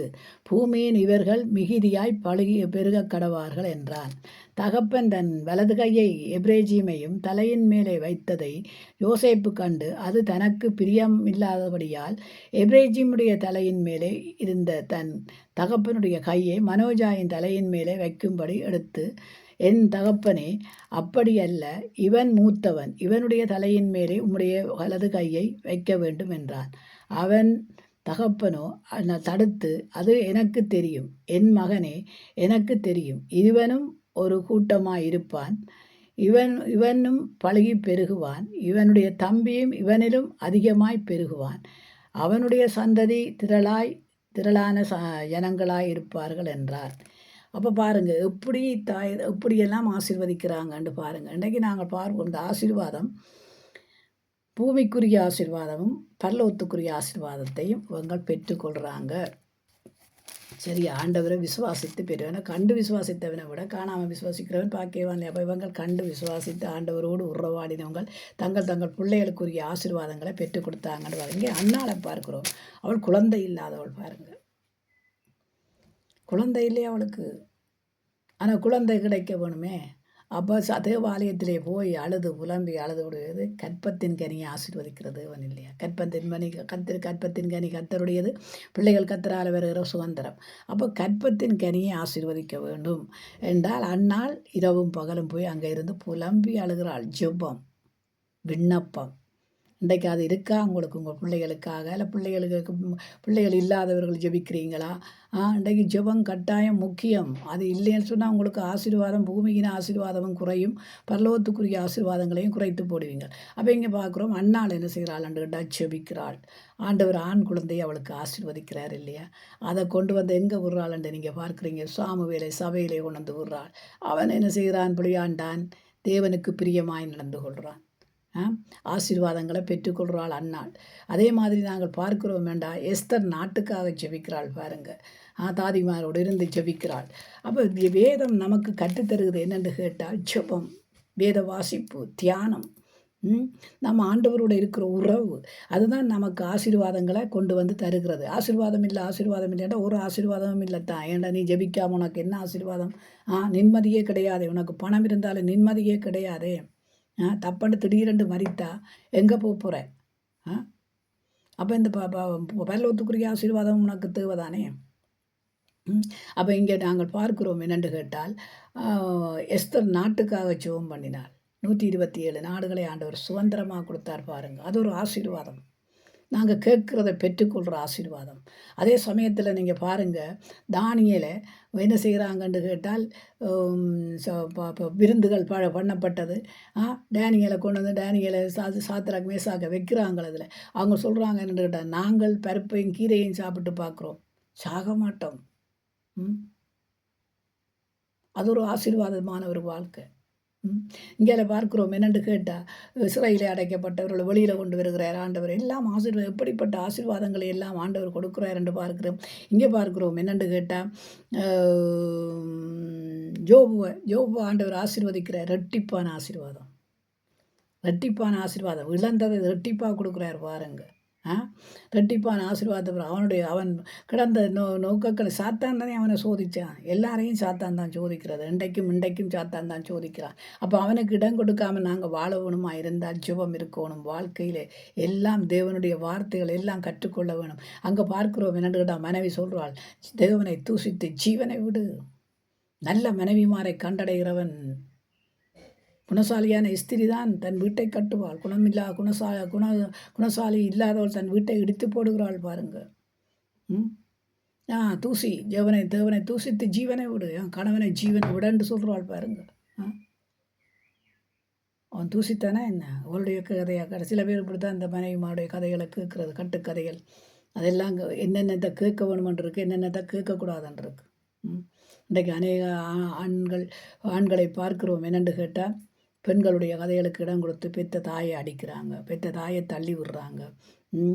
பொல்லாத சொல்கிற மனைவின்ற கதையை கேட்டு அம்போண்டு தாயை வழியில் விட்டுட்டு ஓடுறாங்க. எவ்வளவோ காரியங்கள் நடக்குது. அதுவும் கொஞ்சம் வயசு இல்லை, எங்கள் 80 வயசு 84 வயசு. அப்படி இருக்கும்போது இவ்வளவு கவலைகள் இருக்கும். நாளைக்கு நீங்களும் தாயாவீங்க, நீங்களும் தகப்பனாவீங்க. இப்போ உங்களை கொண்டு போய் உங்களோட பிள்ளைகள் கொண்டு போய் அடித்து நொறுக்கி நடிச்சந்தியில் விட்டால் எப்படியா இருக்கும்? உங்களை கொண்டு அல்ட்ராகாம்லேயும் விட மாட்டாங்க. இனி வருங்காலம் அல்ட்ராகாம் இருக்குமோ தெரியாது. அப்போ எங்கே கொண்டு குளிக்கிடங்குகளை இறக்குவாங்களோ தெரியாது. ஆனால் நீங்கள் கத்தருடைய இருந்தால் தான் ஜோசேப்பை போல் குளிக்க விட்டு எழும்ப முடியும். நீங்கள் செய்கிற அநியாயமாக கிருமத்துக்கெல்லாம் குளிக்க விட்டு முறங்க முடியாது. பாதாளத்துக்குள்ள இறக்குறாங்களோ தெரியாது. அப்போ என்ன ஞானத்தை கற்றுக்கொள்ள வேண்டியவர்களாக இருக்கிறோம். ஆசீர்வாதத்தை பெற்றுக்கொள்ள வேணும்னா தேவ ஞானம் நமக்குள்ள இருக்க வேணும், வார்த்தை இருக்க வேணும், தியானம் இருக்க வேணும், ஜெபம் இருக்க வேணும். இது ஒன்றும் இல்லாமல் நான் ஆசீர்வதிக்கப்பட்டு உலகத்தை ஆசீர்வாதங்களினாலே நான் ரெக்ஸ்பெக்டாக வாழ்கிறேன். நான் யார் தெரியுமா, என் நிலைமை என்ன தெரியுமாண்டு வாழ்ந்து போட்டு போகிற வாழ்க்கையல்ல இந்த வாழ்க்கை, பரலோகத்தின் வாழ்க்கை. நாங்கள் பார்க்கிறோம், எலியாவை தேவன் ஆசீர்வதிக்கிறார். அது பரலோகத்தின் ஆசீர்வாதம், ஆவியானவருடைய ஆசீர்வாதம். ஆவியானவருடைய ஆசீர்வாதத்தை நாங்கள் பெற்றுக்கொள்ள வேண்டும். அக்கினி இறங்குது அவனில். அவன் என்ன செய்கிறான், மொட்டையன்று கூப்பிட்டதுக்கே அக்கினி இறங்கி அவ்வளோ 50 பேரையும் பட்சித்தது பாருங்க. என்னுடைய தேவனுக்கும் உங்களுடைய தேவனுக்கும் வித்தியாசத்தை கண்டுகொள்வதற்கு என்ன செய்ய வேணும்னு சொன்னான். அக்கினி வந்து நக்கிச்சுது பாருங்க. அதே மாதிரி எலியா எடுத்துக்கொள்ளப்பட போகும்போது கடல் அவனை அங்கால கரைக்கு கொண்டு போகும்போது எலிசாவிட்ட கேட்குறான், உனக்கு என்ன வேணுமெண்டு. அப்போ அவங்க இப்போ ஃப்ரெண்டுமார் சொல்கிறாங்க என்னென்னு கேட்டால், இன்றைக்கு எலியா எடுத்துக்கொள்ளப்பட போகிறான், நீ என்ன செய்ய போகிற? அவனை கிண்டி விடுற காரியங்கள். அவன் என்ன செய்கிறான்னு கேட்டால், விடமாட்டேன், நான் விட மாட்டேன். ஏன் ஒரு அபிஷேகம் பண்ணினவனை விட முடியாது. ஒரு அபிஷேகம் பண்ணினவங்களோட நீங்கள் கூட இருந்தீங்கன்னா விட முடியாது. அந்த அபிஷேகம் அவங்களையும் நடத்தி கொண்டு போகும். அப்போ இங்கே பார்க்குறோம் என்னென்னு கேட்டால் அங்கால கடந்து போயாச்சு. எலியா சொல்கிறான், நான் எடுத்துக்கொள்ளப்பட போகிறேன், உனக்கு என்ன வேண்டும் சொல்லு. ஓ, ஆவியின் வரத்தை எனக்கு தர வேண்டும். ரெட்டிப்பான ஆசீர்வாதம் வேணும். ரெட்டிப்பான ஆசீர்வாதம். ஆவியானவர் வரம். அதை கேட்டு பெற்றுக்கொள்ள வேணும். வரங்களை கேட்டு பெற்றுக்கொள்ள வேணும். வரங்கள் வாக்குத்தத்தங்கள் வேணும். நமக்கு வெளிப்பாடுகள் வேணும். தரிசனங்கள் வேணும். இன்றைக்கு தரிசனங்களை கண்டு போய் சொன்னாலும் அதை ஏற்றுக்கொள்ள மாட்டாங்கள். வெளிப்பாடுகளை போய் சொன்னாலும் ஏற்றுக்கொள்ள மாட்டாங்கள். ஏற்றுக்கொள்ளையில் அது நீங்களும் ஆண்டவருமாய் பார்த்துக்கொள்ள வேண்டியது எங்களுடைய கடமையிலன்ட்டு நீங்கள் அதை செய்ய வேணும். கட்டாயம் அதெல்லாம் உங்களுக்கு இருக்க வேண்டும். அது உங்களுடைய காரியங்களில் வர வேண்டும். அப்போ நாங்கள் பார்க்கிறோம், இந்த ஆசீர்வாதங்களை குறித்து பார்க்கிறோம். இங்கே நாங்கள் பார்க்கிறோம், பவுலடியான பார்க்கிறோம். என்னென்று கேட்டால், ஆண்டவருடைய ஆசீர்வாதத்தை பெற்றுக்கொண்டார். அவனும் ஒரு ஆசீர்வாதத்தை பெற்றவன். அவன் ஆறுங்க வேத பிரமாணத்தின்படி அவன் நடந்தவன். வேத பிரமாணம் எல்லாம் தெரியும். அவன் நியாய பிரமாணத்தின்படி நடந்த ஒருத்தன். மனுஷரை கொலை செய்தவன், கொள்ளையடித்தவன் இல்லை. தேவ பிள்ளைகளை கொள்ளையடித்தான், கொலை செய்தான். அவனை எங்கே வச்சு ஆண்டவர் பிடித்தாருன்னு நினைக்கிறீங்க? பிடித்ததுக்கு பிறகு அவன் எப்படியான மாற்றங்கள். அதான் சொல்கிறது. என்னென்னு கேட்டால், அவனை ஆண்டவர் என்ன ஜனங்களை கொலை செய்தான்ட்டு தள்ளி விட்டாரா என்ன? கொலை செய்த மோசையைத்தான் பிடித்து கொண்டார். கொலை செய்த பவுலைத்தான் பிடித்து கொண்டார். கோலியாத்தை அடித்து விழுத்தின தாவீதைத்தான் பிடிச்சு கொண்டார். யோசித்து பாருங்கள். நாங்கள் யாரையுமே தள்ளி விடுறோம் பாருங்கள். ஆண்டவர் சொல்லல, தள்ள சொல்லல. யாரையும் நீ அற்பமாக எண்ணாத, குப்பையாக எண்ணாத. அதனால தான் பேதுருவுக்கு சொன்னார், அடித்து புசி, தீட்டும் அசுத்தம் மட்டும் பாராத. வேதத்தை நாங்கள் நாளுக்கு நாள் படிக்கும்போது, உண்மையத்தானுங்க நான் சொல்கிறேன், இந்த வேதத்தை நாங்கள் படிக்கும்போது ஆண்டவர் எங்களோட இருந்து பேசுவார் இல்லை. இந்த வார்த்தைகளை நான் எப்பயோ எடுத்து வைத்தேன். ஆனாலும் ஆண்டவரிடத்துல இருந்து கேட்டேன், ஆண்டவரே நீங்கள் தாரீங்க, ஆனால் எனக்கு இதை கொடுக்குறதற்கு நேரம் இல்லை. நேரம் இல்லைன்னு இல்லை, நேரம் இருக்குது. நான் ஜெபிக்கிற நேரங்கள், துதிக்கிற நேரங்கள், பாடுற நேரங்கள், எழும்புற எல்லா நேரங்களும் கொடுத்து கொண்டு தான் இருக்கிறேன். ஆனாலும் இதை கொடுக்குறதுக்கு இது நேரம் இருக்குது. ஆனாலும் பிள்ளைகள் கொஞ்சம் தெரியாதா, பிள்ளைகள் வயது பிள்ளைகள், சிறு பிள்ளைகள் அண்டைகளை வீட்டில் இருந்து கத்துவாங்க, தண்டுவாங்க. அப்போ அந்த டைம்களில் நாம் கொடுக்க முடியாது. அவங்க இல்லாத டைமில் கொடுவேன். நான் மத்தியானம் எடுத்து ஆரம்பிக்கும் போதே வெள்ளாடி நடக்குது. அப்போ நான் என்ன செய்வேன்? அப்போ கட்டாயம் கதவு திறந்ததே ஆகணும். பிள்ளை வெளியில் நிற்கும் இல்லையா?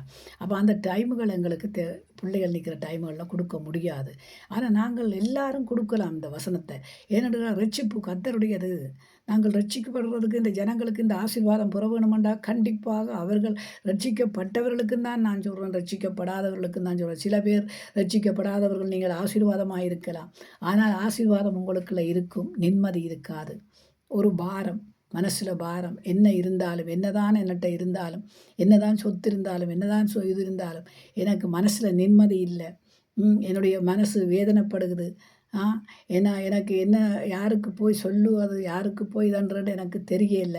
நான் என்ன செய்வேன்னு எனக்கு தெரியலை என்று வேதனைகள், சோதனைகளோடு இருப்பீங்க. சில பேர் ஆசீர்வாதத்தை இழந்து, நான் நடக்க வேண்டிய வழிகளில் நடக்க முடியாமல் இருக்கிறதே, எனக்கு ஆசீர்வாதம் இல்லையே, வருமானம் இல்லையே, கஷ்டமாக இருக்கிறதே, துன்பமாக இருக்கிறதே, வேதனையாக இருக்கிறதே, என் பிள்ளைகள் இப்படி இருக்கிறார்களே, என் கணவர் இப்படி இருக்கிறாரே, என் மனைவி இப்படி இருக்கிறாளே, அப்படியான சில காரியங்களினாலே ஆசீர்வாதங்களை இழந்து போய், பிள்ளைகளாலே நிம்மதிகளை இழந்து போய், வறுமை கோட்டுக்கு இருக்கிறது மட்டுமல்ல, நிம்மதியை இழந்து போயிருக்கிறவர்கள், டிப்ரெஷனில் இருக்கிறவர்கள், மன கசப்பில் இருக்கிறவர்கள், வெறுப்பில் இருக்கிறவர்கள், இருந்து பிரயோசனம் என்னென்று நினைக்கிறவர்களுக்கெல்லாம் இந்த வார்த்தை உயிர்ப்பிக்கிறது பாருங்கள்.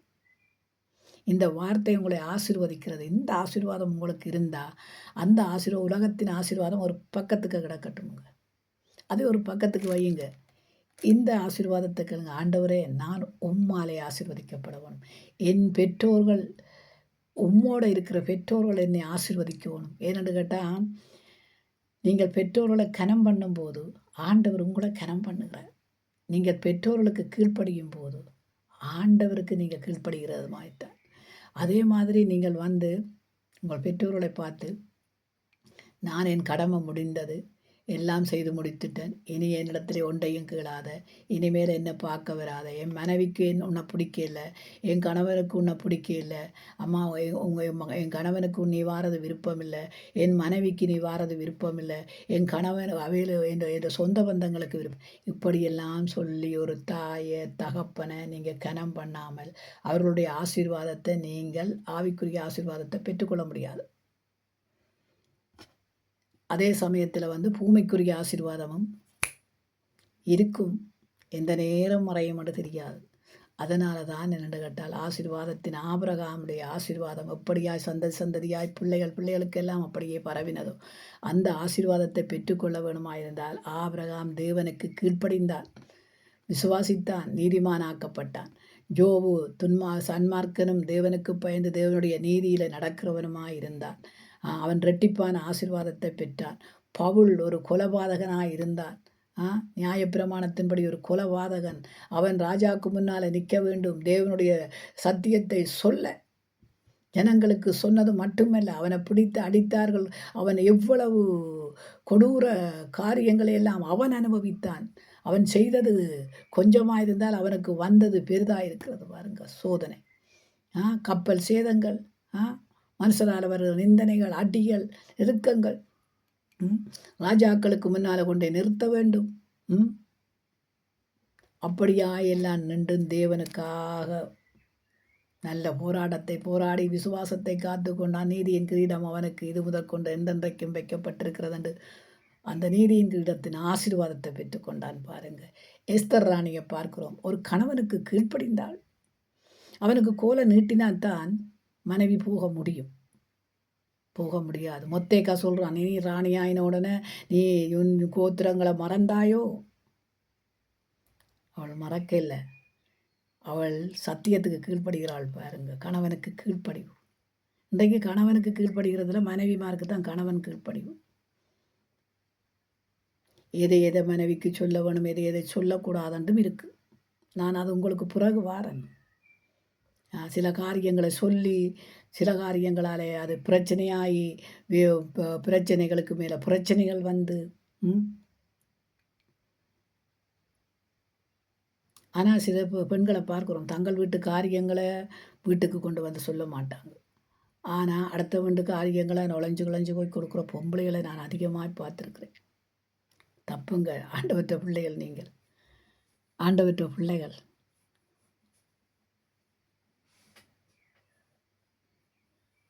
முகத்துக்கு அஞ்சி நீங்கள் துதி செய்யக்கூடாது. இன்றைக்கு முகத்துக்கு அஞ்சி கதைக்கிறதும் முகத்துக்கு அஞ்சி பேசுகிறதும், நான் இது என்ற சொந்தம் என்று எனக்காக பேசுகிறது, அது அவை என்ற சொந்தம் என்று அவைக்காக, இப்படியானது இல்லை. தேவனுடைய நீதி ஒன்றே ஒன்று தான், பல நீதி இருக்காதுங்க. நீதியில் நடக்கிறவன் ஒரே நீதி தான். அவர் போட்டால் ஒரு தீர்ப்பு தான், அதுக்கப்புறம் இன்னொரு தீர்ப்பு இல்லையங்க.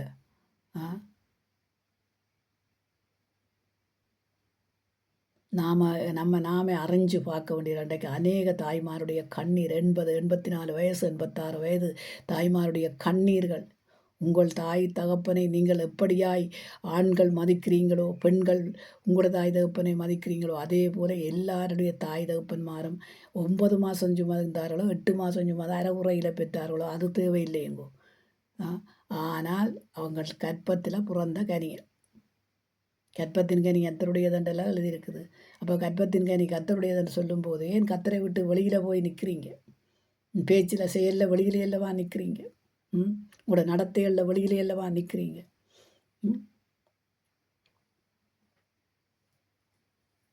ஒரு தாயை மருமகள் அடிக்கிறாள், தள்ளி விடுறாள், துக்கப்படுத்துகிறாள்.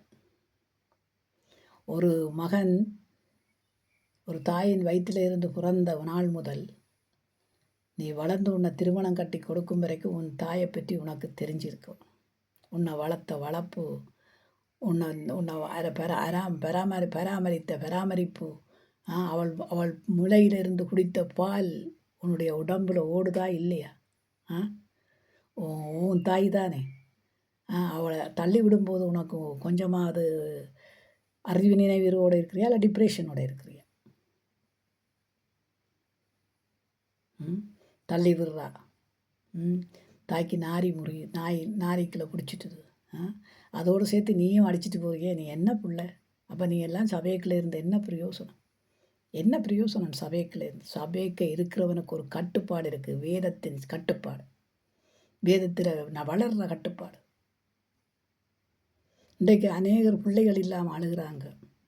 அநேக பெற்றோர்மார் பிள்ளைகள் இல்லாமல் அழுகிறாங்க. இன்றைக்கு பிள்ளைகள் இருந்தும் தாய் தகப்பன்மார் கண்ணீர் வடிக்கிறாங்க. உங்களுக்கு நீங்களும் பிள்ளைகளை புறத்தான் போகிறீங்க. உங்களுக்கும் பிள்ளைகள் இருக்குது. பிள்ளைகளை புறவேலும் இருக்கணும். பிள்ளைகளை பெற்று வளர்த்து கொண்டு இருக்கிறவையிலும் இருக்கணும். அதே பிள்ளைகள் நாளைக்கு நீங்கள் விதைத்ததை உங்களுக்கு அறுக்கும் போது அப்பேகளை அல்டகாம் இருக்குமோ தெரியாது. எல்லாம் இதில் ஸ்ரீலங்காவில் முதியோர் இல்லம் இருக்குமோ தெரியாது. ஆனால் பாதாளம் இருக்குமுங்க.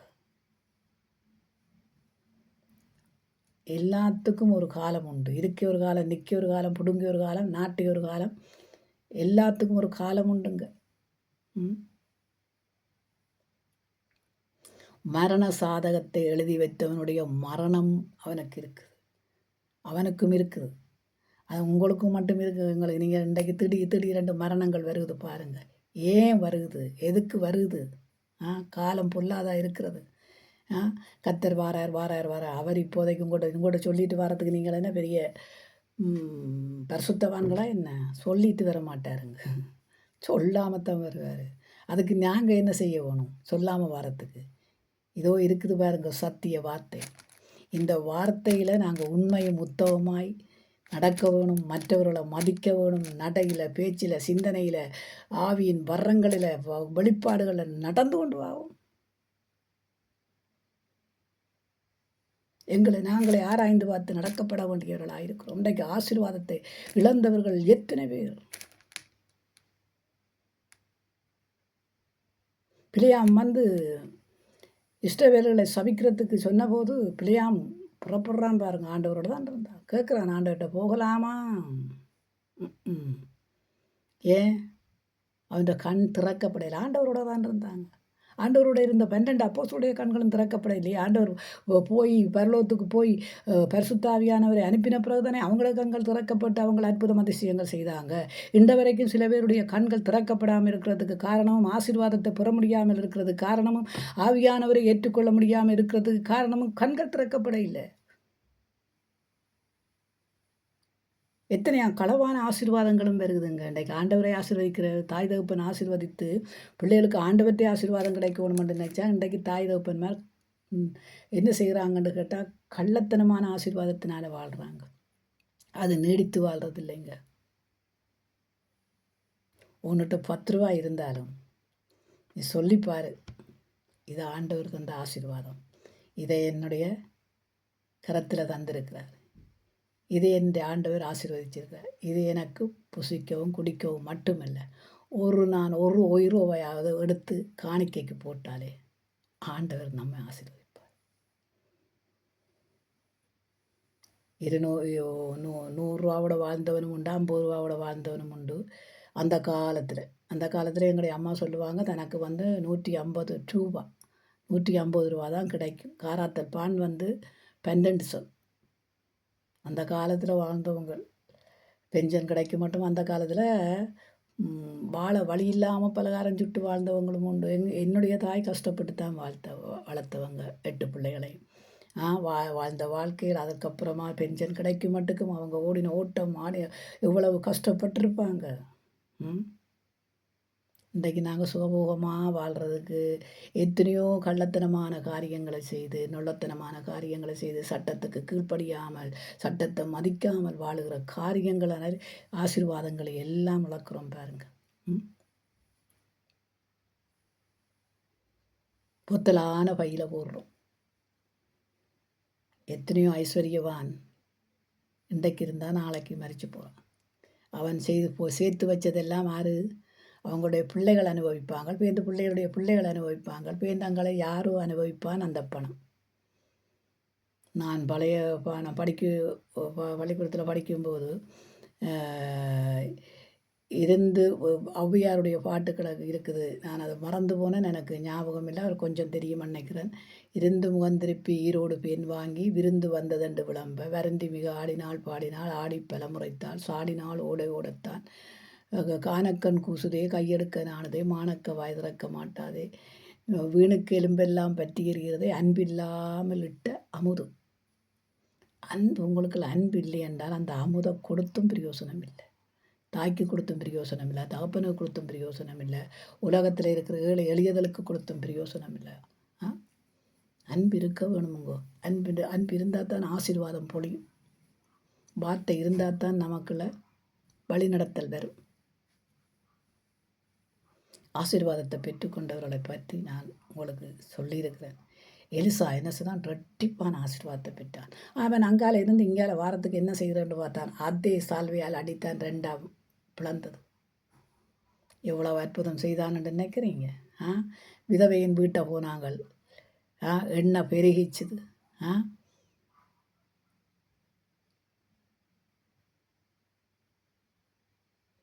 பற்றாக்குறை நீங்கிச்சுது. ஏன்? அவங்களோட இந்த ஆவியானவர் ஆசீர்வதித்தார் பாருங்க.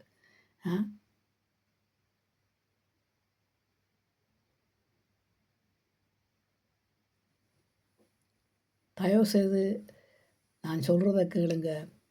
முதலாவது தேவனுடைய ராஜ்யத்தையும் அவருடைய நீதியையும் சுதந்திரத்தையும் உண்மையாய் உத்தமமாய் தேடுங்க. ஏனோ தானோண்டு தேடாதீங்க. நான் என்ன சொல்கிறேங்க, எனக்கு ஜெபிக்கிற நேரத்தில் யாரும் குழப்பக்கூடாது. அதே சமயத்தில் அந்த ஜெபத்தை நான் திருடவும் விரும்ப மாட்டேன். ஒரு சில காரியங்களை நான் நினச்சி கொண்டு கேட்க சில பேரில் ஆண்டவரே இவங்க போக மாட்டாங்களா, அவங்களுடைய நேரத்தை இல்லவா அவங்க பிடிச்சி வச்சு கொண்டு இருக்கிறாங்களே, என் மனசுக்குள்ளேயே கதைப்பேன். என் மனசுலேயே பேசுவேன். ஆண்டவர் அவங்க கொடுக்குற நேரம் இங்கே வந்திருக்கிறாங்க ஐயா, நீங்கள் என்ன ஐயா, சரி நான் வந்திருக்கிறாங்க, பேசத்தானே வேணும், கதைக்கத்தானே வேணும் என்று சில வேளையில் நான் முந்தி நினைக்கிறது. நான் முதல்ல என் வீட்டுக்காரர் இருக்கும்போது அவரோட இருக்கும்போது அப்போக்குள்ள நான் ஜெபிப்பேன். பிள்ளைய கையில் வச்சு மடியில் வச்சு கொண்டு ஜெபிக்கும்போது நல்ல தாராளமான ஜெபங்கள் வைப்பேன். அந்த மாதிரி ஜெபிச்சு கொண்டு இருக்கும்போது யாரும் வந்தாலும் ஆண்டவரே ஜெபிக்க வேணும், அடுத்த ஜெபம் வைக்க வேணுமே. நான் அப்போ அடிக்கடி ஜெபிக்கிற குணம் இருக்கும். அப்படி கேட்பேன், ஆண்டவரே எங்களுக்கு ஒரு ஐயா இருந்தார் பாருங்க. அந்த ஐயா சொல்லுவார் என்னன்னு கேட்டால், மரியாள் மலைநாட்டிலிருந்து எலிசபெத்திட்ட போகிற மாதிரி நீயும் இந்த மலையில் இருந்து கொண்டு மரியாளை போல ஜெபிச்சு கொண்டிருக்கிற. ஒவ்வொரு நாளும் வருவார். 4 மணிக்கண்டாக்கா வெள்ளடிப்பார், ஜெபிக்க வந்துடுவார். வராமல் இருக்க மாட்டார், வருவார், வந்து ஜெபிப்பார். அவரும் ஒரு ஜெப வீரந்தான். அப்படித்தான் ஜெபிச்சு கொண்டிருந்தார். பிறகு அவருக்கு வயசு போக போக போக போக போக என்னமோ தெரியலை, வேறு இடத்துக்கு போய் அங்கால போய் அப்படியே கிடந்து மறிச்சிட்டார். ஆனால் அந்த மறிக்க போகிற நேரத்திலும் படுக்கையில் கிடக்கிற நேரத்திலும் என்னுடைய பேரை அவர் அங்கே சொல்லி காய்ச்சிருக்கிறாரு. அப்போ பாருங்கள், அப்போ அந்த தகப்பனுக்கு என்ன வந்து ஆசீர்வதிச்சுட்டு போகிற காலங்கள் உண்டு. ஆனால் அதுக்கப்புறமா அவருக்கு வயசு போக போக அவருக்கு மாறாட்டமும் வந்துட்டுது. அதுக்கப்புறம் எங்கள் வீட்டுக்கு வராமல் விட்டுட்டார்.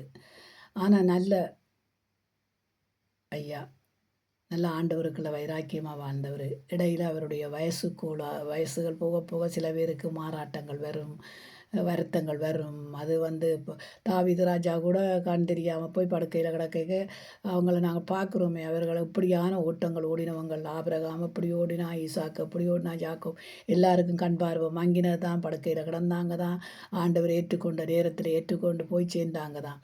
அப்படியான காலங்கள் எங்களுக்கும் உண்டு தான். ஆனாலும் நாங்கள் அந்த ஆசீர்வாதங்களை நம்ம பிள்ளைகளுக்கு ஒவ்வொரு நாளும் பிள்ளைகளுக்காக நாங்கள் ஜெபிக்க வேணும். ஜெபிச்சு எங்களுடைய மரணம் வர்றதுக்கு முன்னம் நாங்கள் உண்மையில் நான் எங்களை சொல்கிறேன் என்னென்னு கேட்டால், எங்கள் அம்மா என்னை ஆசீர்வதித்தாங்க எப்படி என்று கேட்டால், எங்கள் அம்மாவை நான் கூட்டிகிட்டு ஒரு கிழமை வீட்டில் வச்சுருந்தேன். அப்போவே எனக்கு 3 கிழமைக்கு முன்னமே 3 கிழமையாக எனக்கு எங்கள் அம்மா மறிக்க போகிறாங்கன்ட்டு ஆண்டவர் பேசுகிறாரு. நான் வேலைக்கு போகும்போது பேசுகிறாரு, வரும்போது பேசுகிறாரு. அப்போ நான் போகும்போதும் அழுகிறேன், வரும்போதும் அழுகிறேன். பேருந்து நினைக்கிறேன் என்னென்று கேட்டால், எனக்கு மனப்பிராந்தியில் நான் நினைக்கிறேன். அப்போ நான் எனக்குள்ளேயே அப்படியே நினச்சி கொண்டு வரும்போது எனக்கு ஒரு ஆக்கள் டெலிஃபோன் அடித்து சொல்கிறாங்க, யாரும் இல்லை, என்னுடைய அண்ணனுடைய மகன் அடித்து சொல்கிறான், இப்படியா நான் நினச்சி பிராந்தி நினச்சேன். அப்படி இருக்கும்போது ஒரு கிழமை என் அம்மா வந்து என்னோட இருந்து நான் குளிப்பாட்டி எல்லாம் அனுப்பும்போது, சாப்பாடுகள் எல்லாம் கொடுத்து அனுப்பும்போது ஒரு புதன்கிழமை போல் நான் அம்மாட்ட கேட்டேன், அம்மா 40 நாள் ஏனம்மா உபவாசம் இருக்கிறேன் என்று கேட்கும்போது சொன்னாங்க, என்னென்று கேட்டால், நான் உனக்கு கஷ்டம் கொடுக்கக்கூடாதம்மா, நீ என்னை தூக்கி பறிக்க மாட்டாய், அதனால் நீ வந்து நல்ல சுகம்பலமாக இருக்க வேணும், அதுதான் என்னுடைய இது, அதனால் நான் ஆண்டவர்கிட்ட கேட்குறேன், நான் நல்ல மரணம் அடைய வேணுமென்ட்டு. புதன்கிழமை சொல்கிறாங்க. வியாழக்கிழமை நான் போகலை, நான் காய்ச்சல்ன்ட்டு எனக்கு அதிகமான இதாக இருந்தபடினால போக முடியாமல் போய் என் வீட்டுக்காரர்கிட்ட தான் சாப்பாட்டை கொடுத்து அனுப்பினா வெள்ளிக்கிழமை காலையில் எத்தனை மணிக்கு எனக்கு 6:30 அப்படித்தான் பதில் வந்தது, உங்கள் அம்மா இறந்துட்டாங்கன்னு என்னுடைய அண்ணனுடைய மகன் தான் சொன்னாங்க. அப்போ ஆண்டவர் எனக்கு அதை எல்லாம் முற்கூட்டியே சொல்லியிருக்கிறாரு. நான் பிராந்தி என்று இருந்தேன். ஆண்டவர் பேசுகிறது உண்டு, ஆண்டவர் சொல்கிறது உண்டு, செய்கிறது உண்டு. ஆனால் நாங்கள் வசனத்தை படிக்க கட்டாயம் எங்களுக்கு ஆண்டவர் வெளிப்பாடுகளை கொடுப்பார். அது முக்கியம். கர்த்தருடைய நாமத்தை நாங்கள் நாளுக்கு நாளாக அதை பிரயோஜனப்படுத்த வேணும். அவர் தந்த வார்த்தைகளை பிரயோஜனப்படுத்த வேணும். தாவீது ராஜா சொல்கிறான், இல்லை கர்த்தர் என் மேய்ப்பராக இருக்கிறார், நான் தாழ்ச்சி அடையேன். அவர் என்னை புல்லுலடங்களின் மேய்த்து அமர்ந்த தண்ணீரண்டையில் என்னை கொண்டு போய் அவர் என் ஆத்துமாவை தேற்றி தன்னுடைய நாமத்து நிமித்தம் என்னை நீதியின் பாதையிலே நடத்துகிறார். நான் மரண இருளின் பள்ளத்தாக்கு இருந்தாலும் பொல்லாப்புக்கு பயப்படேன், தேவரீர் என்னோடு கூட. அப்போ கூட இருந்தது யாரோடைய எல்லாம் கூட ஆண்டவர் இருந்திருக்கிறார் பாருங்க. பழைய ஏற்பாட்டின் காலத்தில் அப்படியே ஆசீர்வதித்த தேவன் அவங்களோட கூட இருந்திருக்கிறார். ஒவ்வொரு பலிப்பிடத்தை கட்டியிருக்கிறாங்க. ஆபிரகாம் இருக்கிற கூடாரங்களை கட்டி எழுப்புறான். தாவீது எழுப்புறான் ஆண்டவருக்கென்று பலிப்பிடத்தை. அப்படியா எத்தனை பேர் இந்த பழைய ஏற்பாட்டில் நீங்கள் பார்த்தீங்கன்னு சொல்லி சொன்னால், அப்போ நாங்கள் பழைய ஏற்பாட்டை பார்த்துக்கணும்னா ஆசீர்வாதத்தை இன்னும் கணக்க புறலாம் நாங்கள் பார்க்கிறோம். என்னென்னு கேட்டால், இந்த ஆசீர்வாதத்தை பெறுவதற்கு 1 கொரிந்தியர் 4:11-12 பாடுகிறோம். நாங்கள் பாடுகள் அனுபவிக்கிறோம், வையப்படுகிறோம். எதற்காக? அவருடைய ஆசீர்வாதத்தை பெறுகிறதுக்காக.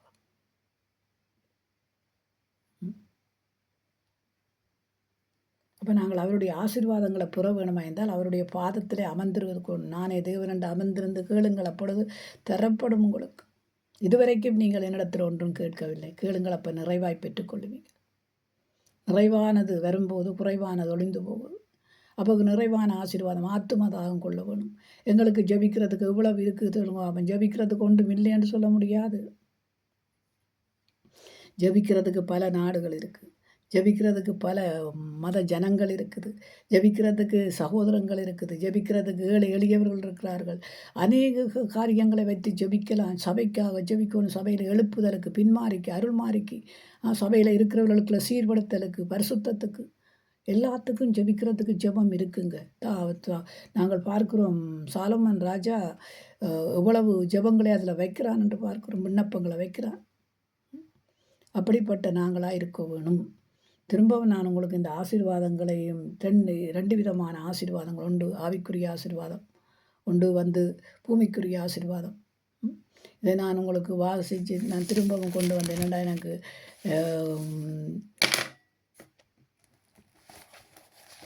டைமுகள் இல்லாதபடியால் நாங்கள் வந்து இன்றைக்கு பாருங்கள், எல்லாத்துக்கும் ஒரு ஆசீர்வாதம், எல்லாத்துலேயும் ஒரு ஆசீர்வாதத்தை ஆண்டவர் வைத்திருக்கிறார். நான் உன்னை ஆசீர்வதிக்கவே ஆசீர்வதிப்பேன். இப்போ நாங்கள் பார்க்குறோம், ஸ்திரீகளுக்குள்ளே நீ ஆசீர்வதிக்கப்பட்டவள். யாரை சொல்கிறார்? எலிசபெத்து சொல்கிறாள் மரியாளை பார்த்து, ஸ்திரீகளுக்குள்ளே நீ ஆசீர்வதிக்கப்பட்டவள், கற்பத்தின் கனியும் ஆசீர்வதிக்கப்பட்டவள். அப்போ இவ்வளவு பெண்கள் இருக்கிறார்கள் அந்த இடத்துல. அவ்வளவு பெண்களையும் பார்த்த எலிசபெத்து, உலகத்தில் இருக்கிற பெண்கள் எல்லாரும் ஆசீர்வதிக்கப்பட்டவள். ஸ்திரீகளுக்குள்ளே நீ ஆசீர்வதிக்கப்பட்டவள், உன் கற்பத்தின் கனியும் ஆசீர்வதிக்கப்பட்டது. கற்பத்தின் கனி யார்? ஆண்டவராகிய இயேசு கிறிஸ்து. அதுக்கு மரியாதை என்ன சொல்கிறாள்? நான் தேவனுக்கு அடிமையாக இருக்கணும், தேவனுடைய வார்த்தைக்கு அடிமையாக இருக்கணும். அப்படியாக நடந்து கொள்ள வேண்டும் என்று நான் உங்களிடத்தில் கேட்கிறேன்.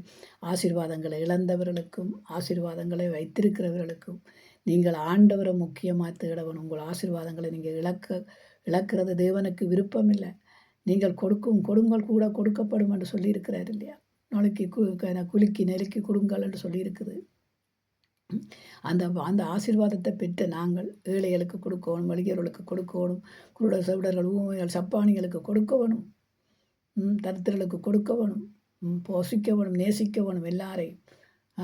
நாங்கள் என்ன இந்த பூமியில் எல்லாத்தையும் சேர்த்து வச்சுக்கொண்டு பல்லவத்துக்கு எல்லாத்தையும் பெட்டி கட்டிக்கொண்டு நல்ல பெரிய விதவிதமான அலுமாரிகளை நாங்கள் வேண்டி பூட்டி கொண்டு போக போகிறோமா என்ன? அதுக்குள்ளே வச்சு பூட்டி இங்கே தான் மற்றவங்க அனுபவிக்க போகிறாங்க. இருந்தால் தான் அனுபவிப்பாங்க. இனி வருங்காலம் செல்லாது. இனி எடுத்துக்கொள்ளப்படும் காலம், இனி பிசாசுக்குரிய காலம்.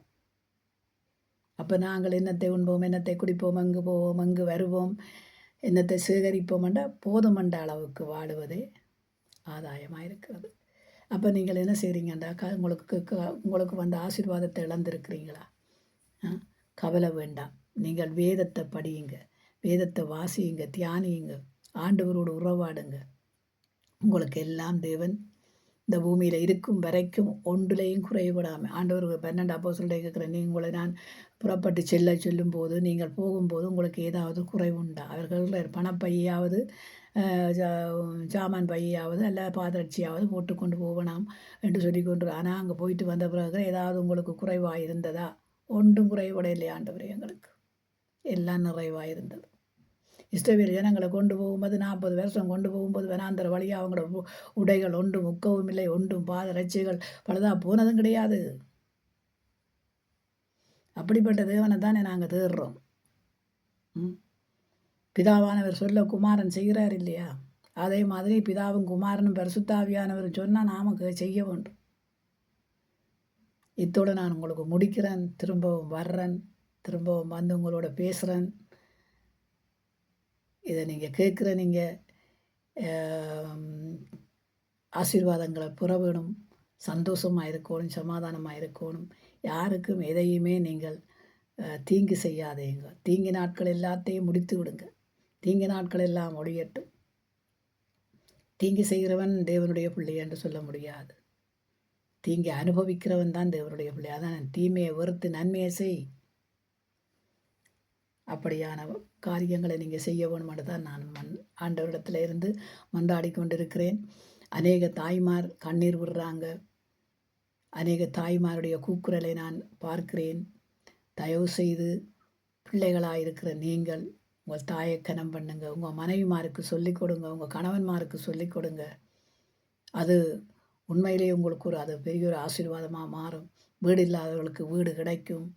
ஏறிட்டு கேட்டால் ஆண்டவர் ஆபிரகாமை ஆசீர்வதித்த தேவன் அல்லவா? பிள்ளைகள் யார் தாய் தகப்பனை கனம் பண்ணும்போது நல்ல வீட்டை கொடுக்கிறவர், நல்ல வாசலை ஏற்படுத்தி கொடுக்கிறவர், நல்ல சபைகளை கொடுக்கிறவர், நல்ல தீர்மானங்களை கொடுக்கிறவர், அவரிடத்துல நான் எல்லாம் வரும். அதான் ஆண்டவர் சொல்கிற ஆசீர்வாதத்தையும் சாபத்தையும் வைக்கிறேன். எது உனக்கு வேணுமென்று எடுத்துக்கொள்ளண்டா. அப்போ எதை எடுத்துக்கொள்ள போகிறீங்க? கெட்ட கனியை எடுத்துக்கொள்ள போகிறீங்களா? சாவிங்க இல்லையா?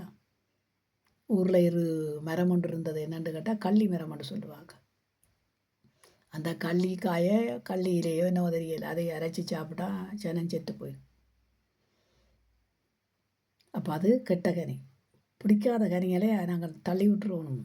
நல்ல கனிகள் பேச்சில், செயலில், சிந்தனையில், நடத்தைகளில், எங்களுடைய எல்லா காரியங்களையும் ஒருவரை மன்னிக்கிறதுக்கு நாங்கள் முந்திக்கொள்ள வேண்டும். மன்னிக்காமல் கொள்ளாமல் இருதயத்தில் வச்சுக்கொண்டு அதை வச்சுக்கொண்டே புரட்டி புரட்டி எடுப்போம் பாருங்க.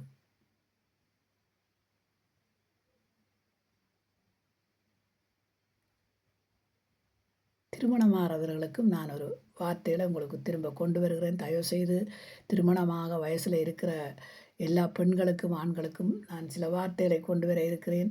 நீங்கள் போகிற வீடு வழிய, நீங்கள் வாழப்போகிற வீடு வழிய, நீங்கள் அங்கே போய் எப்படி நாங்கள் நடக்க வேணும், எப்படி வளர வேணுமென்ற சில பிள்ளைகள் இந்த காலத்து பிள்ளைகளுக்கு அது புரிஞ்சு கொள்ள முடியாது. என்னென்னு கேட்டால் 90+ என்று சொல்லுவாங்க. அந்த 90+கள்லாம் உங்களை ஆசீர்வதித்து கொண்டு வரும்போது அந்த ஆசீர்வாதம் தான் உங்களை பின்தொடருது.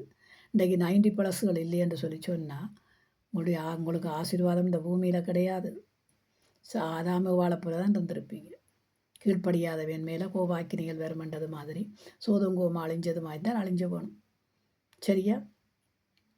கீழ்ப்படிய வேண்டும். தாய் தகப்பனு கீழ்ப்படியாமல் நடக்கிற பிள்ளைகள் ஆசீர்வாதத்தை பெற முடியாது. 90+90% அந்த காலத்திலேருந்து தாய் தகப்பன்மார் ஆபிரகாமில் இருந்து அப்படியே ஈசாக்கு யாக்கோப்பு அவங்களெல்லாம் தங்களுடைய சந்ததிகளை ஆசீர்வதித்தபடியாக தான் அந்த சந்ததியின் ஆசீர்வாதம் தான் இன்றைக்கு இந்த வேதத்தில் எங்களுக்கும் வந்து கொண்டிருக்கிறது. அதை புரியாமல் கொள்ளாமல் வேதத்தை படிக்கும்போது அவங்க 90+, இவங்க 90, அவங்களுக்கு 80 ஆச்சுது, இவங்களுக்கு 70 ஆச்சுது, இவங்களுக்கு 50 ஆச்சுது. உங்கள் அம்மா அப்பா, உங்கள் மாமிமார், உங்கள் மாமன்மார், உங்கள் மச்சான்மார், உங்கள் மச்சினிமார்,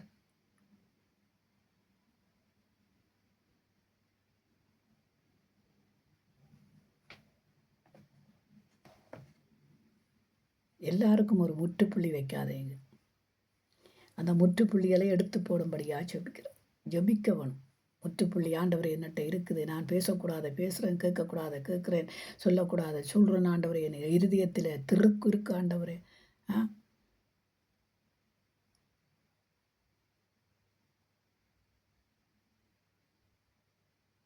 இருதயத்தின் நினைவுகளினாலே வாய் பேசும் என்று சொல்லப்பட்டிருக்கு. இருதயத்தின் நினைவுகள் எப்படி இருக்கணும்னு சொல்லுங்க. இருதயம் விசாலமாக இருக்கணும், திறந்த புத்தகமாக இருக்க வேணும். அதில் என்ன இருக்கணுமா? இந்த பாருங்க, நாங்கள் திறந்த புத்தகமாக இந்த பைபிளை திறந்து வச்சிருக்கிறோம். இல்லை, அதில் தேவனுடைய வார்த்தை இருக்கணும். காசாப்பு, வெறுப்பு, மேட்டுமை, துர்க்குணம், வீம்பு, சுயம், ஈக்கோ, நானி என்ற அகங்காரம், முகத்துதி எல்லாம் இருக்கும் பாருங்க, அச்சொட்டை. அதை வச்சுக்கொண்டு நான் என்னென்று சொல்ல முடியும்? ஆண்டவற்ற பிள்ளை.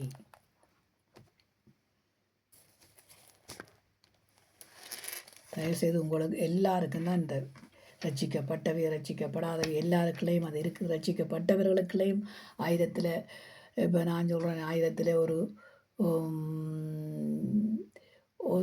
500 விதங்களில் இருக்குது. அதே மாதிரி ரட்சிக்கப்படாதவங்களுக்குள்ளேயும் இருக்குது. நான் ஆசீர்வதிக்கப்படணும் என்ற ஆசீர்வாதத்தை பெற்றுக்கொள்வதற்கு நான் என்ன செய்ய வேண்டும்? அதான் முக்கியம். என்கிட்ட ஒரு சகோதரி சொன்னான், நான் வீடு வாங்குறதுக்கு இருக்கிற நன்றி ஜெபம் பண்ணுங்கொண்டு. அது இப்போ வருஷம் ஜெபிச்சேன். ஆனால் அவங்க சொந்த வீடு வாங்கினாங்க. தாமதித்தாலும் ஆண்டவர் செய்வார். சரியா? என் மகளுக்காக ஜெபிச்சேன். 5 வருஷமாக ஜெபிச்சோம். 2 கட்ட வாடகைகள் பெருகி கொண்டு வருகிறது பாருங்கள். அப்போ கேட்கும்போது நாங்கள் ஆண்டவர் பிள்ளைகளை ஆசீர்வதிக்கிறார். ஆண்டவர், என் பிள்ளைகளையா, நான் உம்முடைய மகளையா, என் பிள்ளைகள் ஆசீர்வதிக்கப்பட வேணும், கீழ்ப்படியாத பிள்ளைகள் கீழ்ப்படிய வேணும், எந்த கட்டுகளுக்குள்ள இருக்கிறார்களோ அந்த கட்டை அவளுங்க ஆண்டவர் வருஷ கணக்கானி கேட்கும்போது ஒரு நாள் அதை செய்வார் ஆண்டவர். எந்த மன விருப்பத்தோடு கேட்கணும்.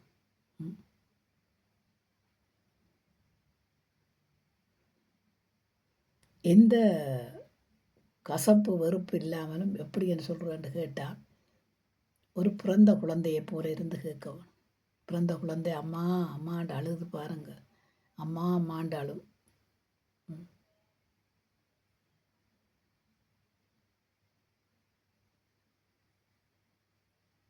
அப்படி கூப்பிட வேணும். அப்பா அப்பா அப்பா அப்பாண்டு அப்பாவை கூப்பிடும் போது, அப்பா பிள்ளைய கூப்பிட்டா கேட்காம இருப்பாரா என்ன? அம்மா பிள்ளைய பிள்ளை கூப்பிட்டா கேட்காம இருப்பாவா என்ன? கேட்பாங்க. ஆனால் பிள்ளைகளும் அதே மாதிரி சிறு வயசுலேயே பிள்ளைகளையும் நாங்கள் அப்படியா அந்த ஆசீர்வாதத்தை ஆசீர்வதித்து வச்சு ஜெபம் பண்ணி விட வேணும். பிள்ளைகள் படிக்க வேணும். ஆண்டவரே, கல்விமான்கள் உதடுகள் இடத்துல இருக்கிறது ஐயா. அப்படியான ஆசீர்வாதம், எவ்வளவு ஆசீர்வாதங்கள் இருக்குன்னு நினைக்கிறீங்களா? ஆவிக்குரிய ஆசீர்வாதம் இருக்குது, பூமிக்குரிய ஆசீர்வாதங்களும் இருக்குது. அப்போ அந்த ஆசீர்வாதங்கள் கிடைக்க வேணுமெண்டா நான் வேதத்தை படிக்கணும், வேதத்தின்படி நடக்கணும். அப்படி நடக்காமல் இருந்தோம்னு சொன்னால் எங்கள்கிட்ட ஒன்றுமே இல்லை. தயவுசெய்து எல்லாருக்கும் தான் இந்த வசனம். ஆசீர்வாதத்தை இழந்தவர்களுக்கும் ஆசீர்வாதத்தை வைத்திருக்கிறவர்கள் உண்மையிலேயே உங்களோட பிள்ளைகளும் ஆசீர்வதிக்கப்பட வேணும். உங்களோட பிள்ளைகளும் உங்களோட வழியே தேவனுடைய வழியே தேவனுடைய வழியினாலே ஆசீர்வதிக்கப்படுகிறவர்கள் பாக்கியவாங்க. ஏண்டா அவர்கள் இந்த ஆவியிலே எளிமை உள்ளவன் பாக்கியவான், துயரப்படுகிறவன் பாக்கியவான். என்னின் நிமித்தம் துயரப்படுகிறவன் பாக்கியவான். அப்படியே அந்த தேவனுடைய புத்திரர் என்று அழைக்கப்படுகிறார்கள். அப்போ தேவனுடைய புத்திரர்களாக இருந்தால் ஆசீர்வாதத்தை பெறுவோம் நாங்கள். சகலத்திலேயும் ஆசீர்வதிக்கப்படுவோம். இரண்ட நன்மையான எந்த ஈவும் பூரணமான எந்த வரமும் ஜோதிகளின் பிதாவினிடத்திலிருந்து தான் வர வேணும். அப்போ அந்த ஆசீர்வாதத்தை பெற்றுக்கொள்ள வேண்டியவர்களாக இருக்கிறோம். ஆசீர்வாதங்களை வைத்திருக்கிறவர்களுக்கு தான் சொல்கிறோம், நீங்கள் வைத்திருக்கிறதில் உங்கள் ஏழை எளியவர்களுக்கு கொடுத்து அவர்களையும் பராமரியுங்க. உங்கள் சொந்த பந்தங்களுக்குள்ள யாரெல்லாம் இருக்கிறார்களோ, இல்லை உங்கள் சொந்த பந்தங்களுக்குள்ள வறுமைப்பட்டவர்கள் இருப்பாங்க, குறைவானவர்கள் இருப்பாங்க, பற்றாக்குறைவினர் இருப்பாங்க. ஆண்டவரை அவர்களுக்கும் கொடுங்க. ஒரு 5 கொடுத்தாப்புல நீங்கள் குறைய போகிறது கிடையாது. உங்கள் தாய் தகப்பனுக்கு குறைய போகிறது கிடையாது. கொடுத்து கொடுத்து உங்களுக்கு ஒன்றும் குறைய போகிறது கிடையாது. உங்கள் தாய் தகப்பனுக்கு கொடுக்கும்போது அது பெரிய ஒரு ஆசீர்வாதமாக மாறும். ஏழைகளுக்கு கொடுக்கும்போது அது ஒரு பெரிய ஒரு ஆசீர்வாதமாக மாறும். அப்படியான காரியங்களை நீங்கள் செய்ய வேணும் என்று தான் நான் உங்களிடத்திலே அப்பொழுது நீங்கள் ஆசீர்வாதத்தை பெற்றுக்கொள்ளுங்கள். ஏழாவது வருடத்தில் ஆண்டவர் சொல்லியிருக்கிறார், கொடுங்கள் அப்பொழுது உங்களுக்கு கூட கொடுக்கப்படும். சரி, அப்போ நீங்கள் கொடுக்க வேணும். அதே சமயத்தில் ஜெபிக்க வேணும். ரட்சிக்கப்படாத ஆத்துமாக்களுக்காக ஜெபிக்க வேணும், தேசத்துக்காக ஜெபிக்க வேணும், சபைகளுக்காக ஜெபிக்க வேணும், ஜனங்களுக்காக ஜெபிக்க வேணும், சபைகளுக்காக ஜெபிக்க வேணும், உங்களுக்கு தந்திருக்கிற மேய்ப்பர்களுக்காக. ஜெபம் முக்கியம். அந்த ஜெபத்தில் தான் அந்த ஆசீர்வாதம் வருது. இன்றைக்கு பார்க்குறோம், நான் கூட ஜாக்கோப்பு போய் தன்னுடைய மகன் யோசேப்பு உயிரோடு இருக்கிறான்னு சொன்னோன்னே எங்கே ஓடினான்னு பார்க்குறீங்களா? அதை வாசித்து பாருங்கள். அங்கே போகிறான், தேவனுடைய சன்னிதானத்தில் போய் தேவனிடத்தில் கேட்க போகிறான். அப்போ அந்த ஆண்டவர் சொல்கிறார், நீ போ, திரும்பவும் உன்னுடைய கொண்டு வந்து இங்கே தான் தாப்பாங்க. அவங்க யோசேப்பின் எலும்பை கூட கொண்டு வராங்க. அப்படியான பெரிய பெரிய பெரிய காரியங்களை ஆண்டவர் செய்கிறவருக்கு முன்பாக நாங்கள் உண்மையும் உத்தவமாய் தேவனுடைய வார்த்தையின்படி நடப்போம். எதில் நாங்கள் நடக்கலையோ அதில் ஒரு சரிய பிள்ளைய அப்படி ஒரு குரோஸ் போட்டு விட்டோம்டா, அந்த குரோஸில் நான் நடக்கிறேன்னா நடக்கலையா, சரியாக நடக்கிறதுல சரியும், பிள்ளையாக நடக்கிறதுல நீங்கள் அதில் ஒரு முற்றுப்புள்ளி வையுங்க. இதில் நான் பிள்ளையாக நடக்கிறேன்ட்டு அந்த முற்றுப்புள்ளியை அகற்றுங்க. அதில் வேண்டதை சரியை போடுங்க. ஒரு டொட்ஸ் வச்சாலே போதும். அந்த டொட்ஸை நீங்கள் திருந்தும் வரைக்கும் அந்த டொட்ஸ்லேயே நின்று இது பண்ணினீங்கண்டா பேருந்து நீங்கள் திருந்தின பிறகு அதுக்கு ஒரு சரி போட்டுக்கணுங்க.